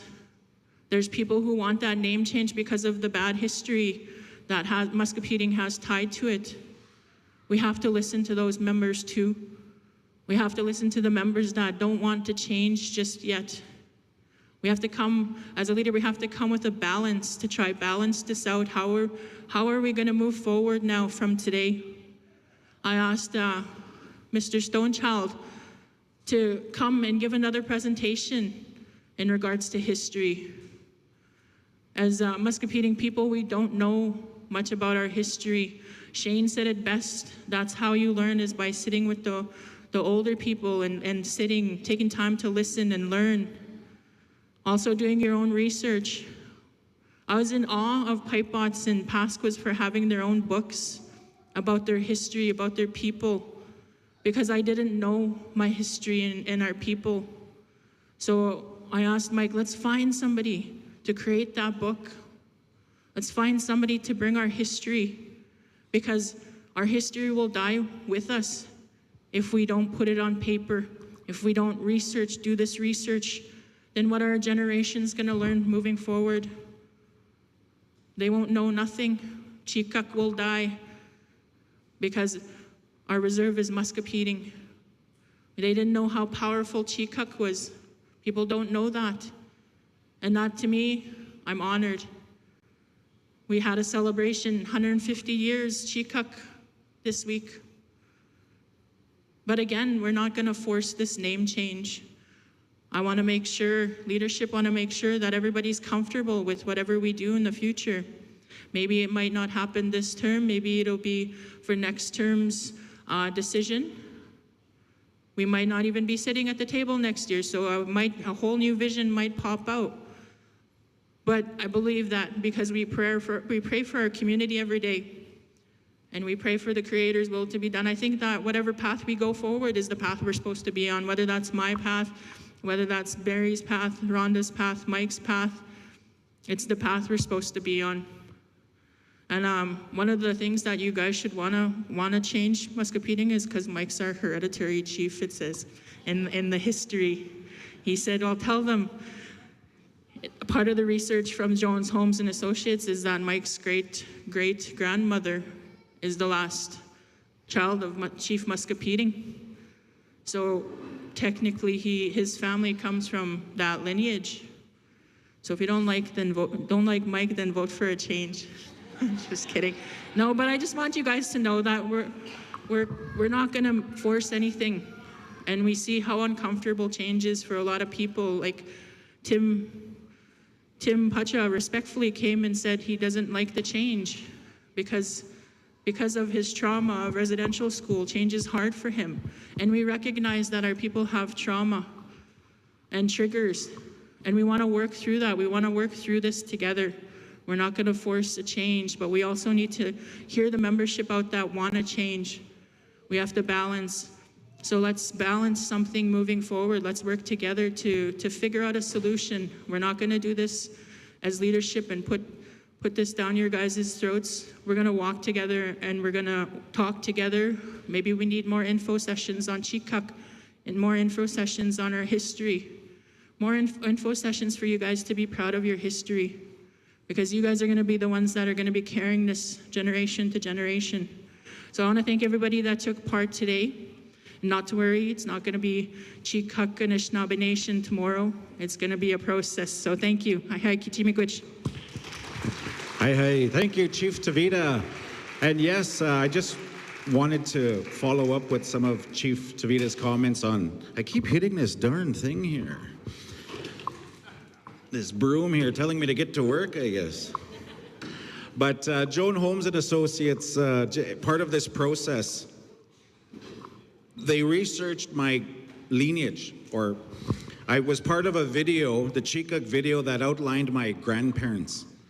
And I just learned that list. That list came from my Auntie Joy Denemy, who is my mother's sister. She left the family a long time ago and grew up by herself. And so she had to go find her research, her identity. And she shared that with us. She shared that with me, my sister, my family, and it turns out my mom's, I'll speak their names today. My mom's name is Tammy Ajkate, or Ajikute. Her mother's name is Marlene Ajkate. Her mother's name is Elma Whitebird Watech. Her mother was Mary Gold Whitebird. And Mary Gold Whitebird, on record as of recently, Joan Holmes and Associates has her as Chief Muscowpeting's daughter, which means my matriarchal line, based on this new reporting, my mom's mom, direct matriarchal line right to Chief Muscowpeting. And knowing that today still, I stand here saying our treaty signature is Chikuk. And knowing that I would be hereditary under that other line, I still know that this is right. And I just wanted to reiterate that today. I see Greg Keepton is coming up to the microphone here, but I want to thank you all for that, and I'll turn it back to him.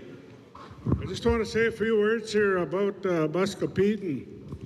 Muscowpeting's father was a Robillard, Fred Robillard. That was his father. His mother was Isabel Robillard. Now, Muscowpetung and his wife never had any children. So we knew that through the history, that there was no children there. So I just want to tell you people here, if you're related to Muscowpetung, I'd like to see that before I die. I got information here.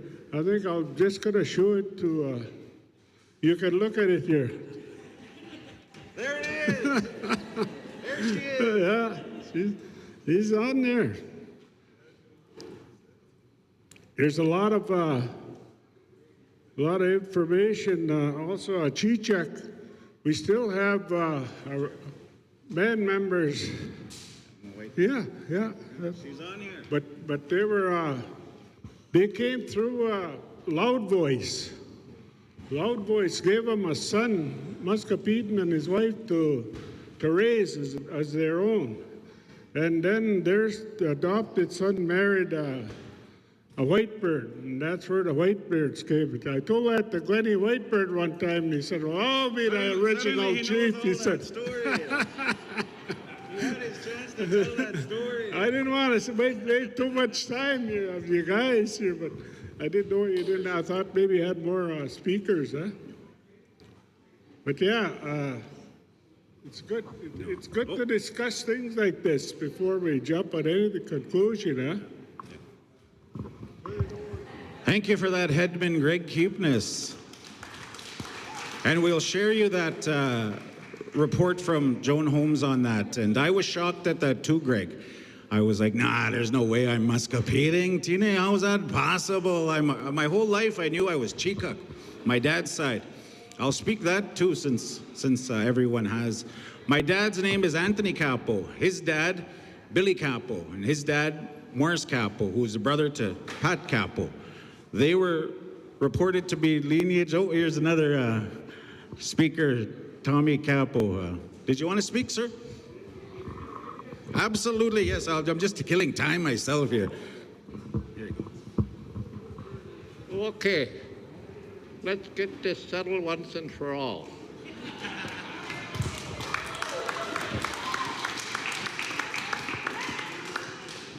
Yesterday, there was two ladies doing research in a tent out here.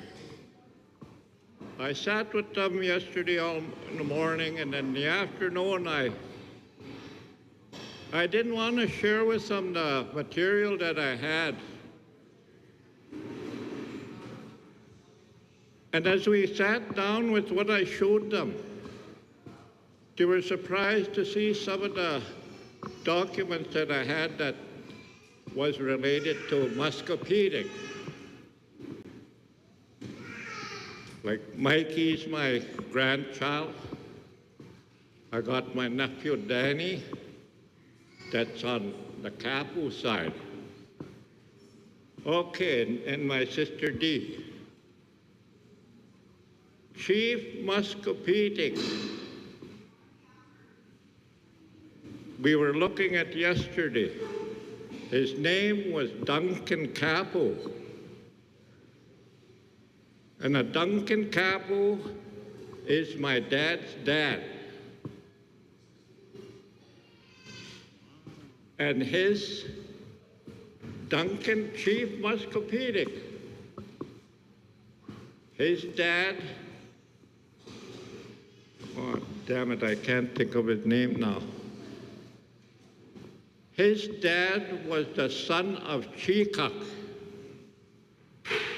According to the documents that we were looking at yesterday, traced down from where I came from, my family came from, was Dunseith, North Dakota. Come up this way through White Bear, settled in Muscowpetung area, wherever Muscowpetung chose to live at that time, I guess. So those papers, there's relatives of ours, South Winds, out of Winnipeg. Those are relatives of ours. And Duncan Kapu used to ride with the Northwest Mounted Police on the border outside Cypress Hills area that way. Duncan Kapu, that's where he must have had his tribe or peoples. And I still have his jacket that was issued to him from the RCMP. I got that in my possession at home. That's been all over the world. That jacket's been all over the world already. They wouldn't let this man wear it to meet the Pope. So he didn't wear it when he met the Pope, but the jacket was, the robe was there. So, you know, there's a lot of little things. Oh, that's my grandfather. You know, we're all saying that's our grandfather. I'm sure he is all our grandfather. Because as far back as I can remember, the treaty number, I don't know whose it was, but it was 76. And there you have children under your own treaty number. At that time, children weren't given their own numbers. They were under the parents. So how many? We had 76 families. And how many children out of there? I don't know what the total population would have been. So all these years, I was searching for that. This one document, too, that they were really surprised that I had was when Chief Muscowpetung, and I think it was 1875 or 76 that we were looking at these papers. He went up to Coppell. He went down to Belle Plaine. I'm sure all of our leaders must have seen that document. Come down to the valley. Supposedly died, they say, 2 miles west of Muscowpetung border, west. But in our graveyard, the Capo graveyard up on a hill up there, Duncan Capo, Napoleon Capo, Pat Capo. Duncan Capo is buried there. So was there a typing error if he was Chief Muscowpetung? You know, was there error in the print of the east and west? Because it should be 2 miles from the west end of Muscowpetung to where our graveyard is. It's approximately 2 miles. So there's a monument that was placed there by Danny and his grandma. She knew where Duncan Capo was buried. So that is what, there's lots we have to dig into. I'm sure all of us have that same blood from Chik. If he was our leader. We don't know that. What does Chik mean in, well, we're Soto. What does that mean in Soto, Chik? What does Muscowpetung mean in Soto? Do any of us know? I don't. Those are things, names given, prayed about. When you look at our reserve, I'm sure that name carried on was prayed for. So that's why, too, I don't, well, as long as I live, I'm going to be bitching about it if you guys change it. So I don't feel it's right to go against our elders that, you know, they prayed hard, them. Today, us, we pray from here. Them, they prayed from here up to our Creator for the betterment of our people. We struggled a long time to get where we are today. And let us not abuse this, what we have going. Not here, and there, wasting money when we need to build our community. I'm proud of where we stand today. In 1958 or 59, I remember the first powwow and the last one we ever had in Muscowpetung down by George Capo's across the pump house. They had a powwow there.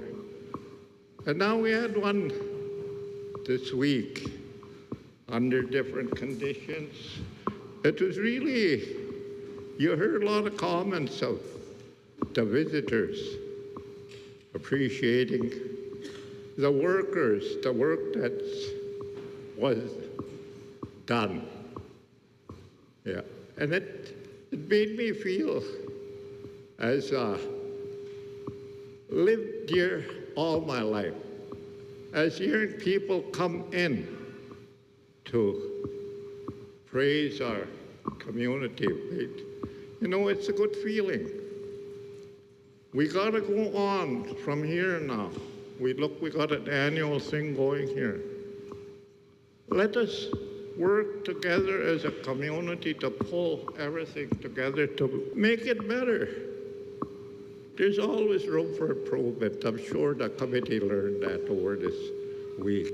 They did a good job too, you know. And I thank visitors, helpers, and our leadership, the ones that were involved in all the teachings. And I'm sure we came out of this learning something.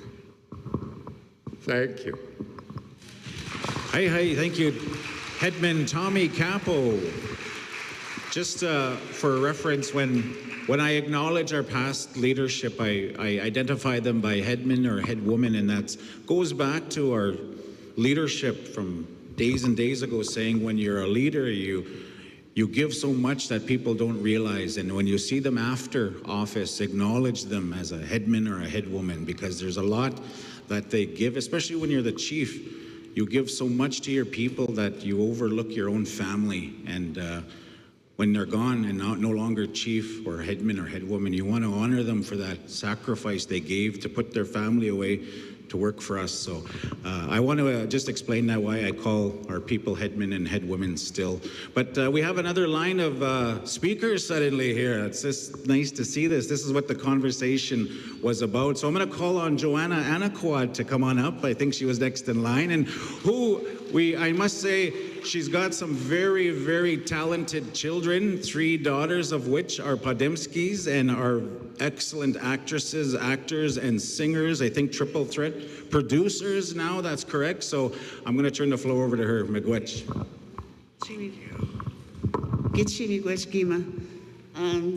My name is Joanna Anaquat. I come from Johnny Anaquat, John Tom Anaquat, the youngest son of Tom Anaquat. He married my mother, Sophie McDonald, from Pasquas. We have a very close familial relationship, Piapots, Pasquas, Muscowpetung, as you are all aware. My auntie was Clara Pasqua, who was an Anaquat, and she taught the language and the culture and the history of the Anishinaabe people from this territory and where we walked from. Now, my father took us away from here in 1962. He was a lifer in residential school along with my mother.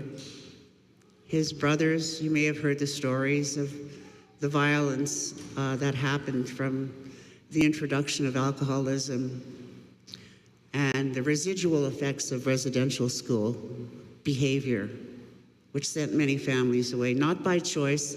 He did it by choice. They had 7 children, of which I'm the middle. Dickie Anaquat lived here for a while. He tried. He passed away here, actually. He lay in rest just over here. But oral history is our greatest gift. I look to our elders and to the people who have hung on to the stories of where we originally came from. When Eugene Anaquat, my cousin, was chief, he worked with Blair. Is Dr. Stonechild still here? He worked with Blair Stonechild, and he produced a paper. I believe he was doing his bachelor's degree at the time. And this prompted him to do a family reunion on the Pasqua, because Clara being an Anaquat, she had, a nice piece of land up there. We held it there. People came from all across the country to this reunion. They really traveled at great expense to attend this reunion.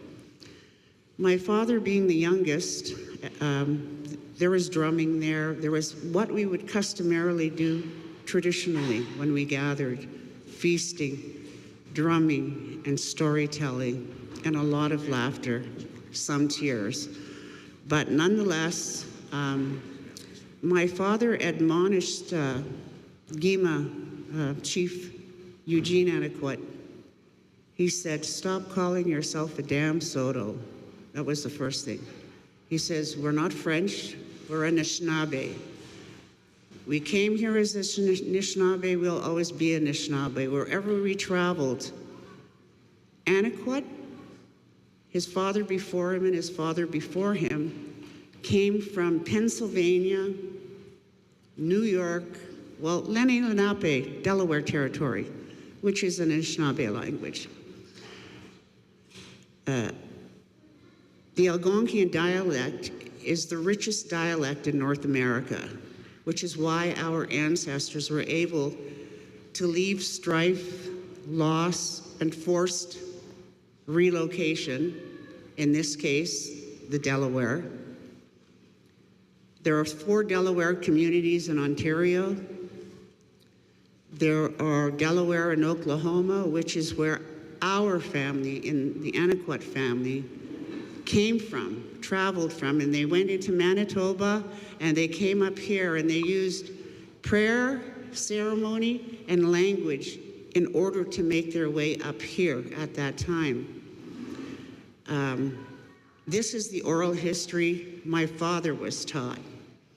So in 1944, our family in Oklahoma made their last trek up here, and I don't know if there's many people old enough here to remember when our ancestors would come from the United States, from Montana, from the Dakotas, and from Oklahoma. They would travel up here for ceremony, and they would travel up here to make sure that the songs and the stories were still strong. And the most important were the songs. You may have heard old people saying at powwows, that's an Oklahoma song. That's the generation that they were from. They danced, if anyone saw me dance, and say, why has she got red on her face, and why is her feet not lifting too much from the ground? Because it's called the Oklahoma slide, you slide, anyway. But oral history was all about us keeping the Anishinaabe way of life. And it's very rich and vibrant. I'm here to report all the way across, right back to Maine. That includes the Mi'kmaq, because they also speak our language. But in terms of the naming of Muscowpetung and Chik, Eugene put together a very impressive document. I think you've read it, at the family reunion. And what it talks about is the original territory, which was so well researched as best as they could, Joan Holmes and Associates. But there's missing parts. There's missing parts of, we've lost so many of our elders, and we've lost so many of our stories. And I told Dr. Keepness before he left, I said, listen, I said, did you not know? Everyone seems to skip the part of our American families who never made it here. Or they came and they went back. One of Gitchianiquat's sisters was a warrior woman. She fled here. She burned down Northwest Mounted Police supply stations, bareback, your relatives, a band, and they had to flee. Eugene's still alive to tell the story as well. They followed the Buffalo Trail to Montana. And Glennie's widow, Lillian, and his daughters, Gayleen and Gwendy, are very familiar with this story as well. She stayed there. There was rumor that she was one of Rocky Boy's wives, but we don't know that for sure. But she stayed there and she never came back. But she always came back for ceremony. So if you've been to rain dances in the past, 60 years, you'll remember Americans coming up from Montana and from, Poplar, because those are our cousins, those are our families. But in the end, I think they married the St. Pierre family. So if you go to Rocky Boy, you'll see St. Pierre as the main street. Those are your relatives. My father had said to Eugene at the time, because it's called Chikukspan, the paper that he wrote. So we're very familiar with the original boundaries of Chikuk and the piece of land that was selected, and that the lodges were big, and it represented about, 6,000 people? Somewhere around there. But that's not now. Right now, we're on the land where we sit and stand strong. A lot of history there in between the cracks, as German here knows, and people who've worked, and also Dr. Shane Keepness. Dr. Stonechild is not here either, but it's true, we need to have our history, and before we make these decisions, let us be very, very well informed. Let us be kind to one another. Let us understand our own families. I have a friend here that I met for the first time at the elders gathering, you know, she doesn't even know who her family is. And she's coming back. She's learning about who we are as Indian people. And if we're going to make those decisions, we are also living under restrictions. We're not voting for something under a custom that was inherent to us historically. We're deciding on something where they need 20% of the voting population, which was what, 1,300 about? 1,300, yeah. 1,300. So that threshold is about 270, 90 people. My math is horrible, but somewhere around there, in order to move forward to change the name. So they said they're in no rush for it, but they mistakenly, you know, published or said in CTV News or the local news in Regina, it was a foregone conclusion that it was done, according to GEMA. But let's not follow news reports. Let's follow ourselves and our hearts and our history, our past and present leadership. I know Eugene was very proud of his paper and what Chik had endured and what had happened between the time he passed and Muscowpetung came. A lot of unanswered questions, but what I do know, historically, before Chik and before Muscowpetung, we traveled from the east, all of us. And the thing that brought us here always was repeated again and again. It was ceremony. It was language, and the will to, I don't know how you say it, it would be like to survive, because it's like going from one camp and then you know you have ceremony because you speak the same language. They would direct you to, oh, your family passed that way. Just as I did when I went to look for my family in Oklahoma, because we all have family that come from there. I had my DNA test. All my relatives are in the States and in Canada, Thunder Bay, Sault Ste. Marie. So whoever was speaking about we are Eastern Door people, it's quite fascinating, because let's not fight about a Chik issue or a Muscowpetung issue. Let's recognize who we are and where we come from historically. And you can make those decisions, but it'll take 270 of you to make it, on or off reserve, you know, to really understand our research. And as they were saying before, we really need to do our research, because we never recognized that medicine line. We traveled freely, and this is where we are, and we're here because of visions, because of prayer, and because of language. You know, that's how we can still communicate with pretty much most of 70% of the linguistic group of the Algonquian language makes up most of North America. So, you know, those are the things that I'm proud of, that I know that we have a rich history. And if we're going to be making a decision here that could possibly divide us, let's not let that be so, and remember the history that we were given by our most recent elder. In this case, it would be my father, and his way would have been to say, because that's all he knows, would have been what his father went through and what his father went through, and how they fought so hard to protect just this little piece of territory. And they fled, and they went south and never came back. So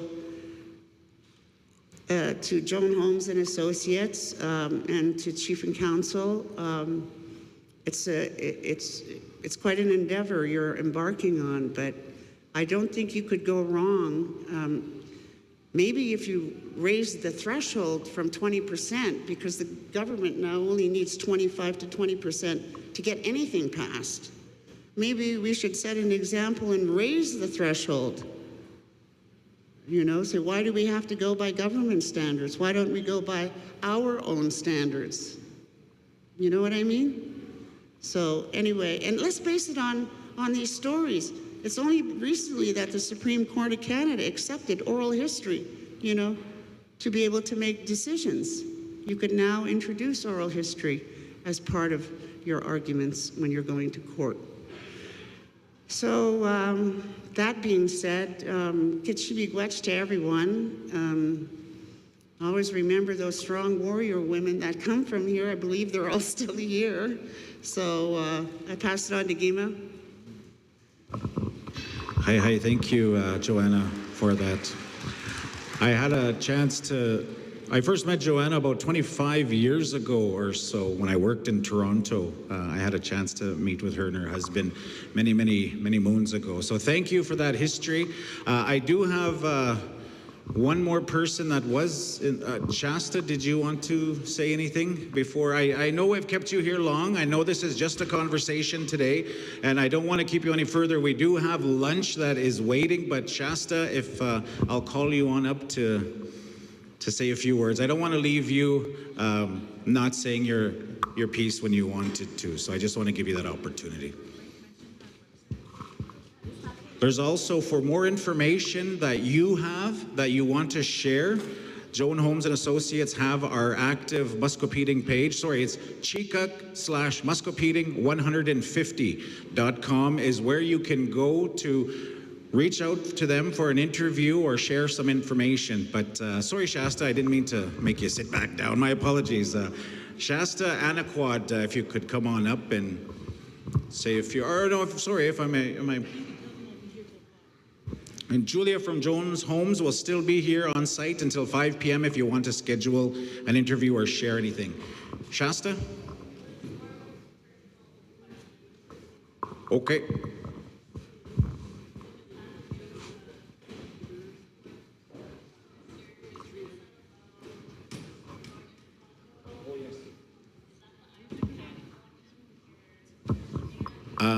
Is Shane in the room?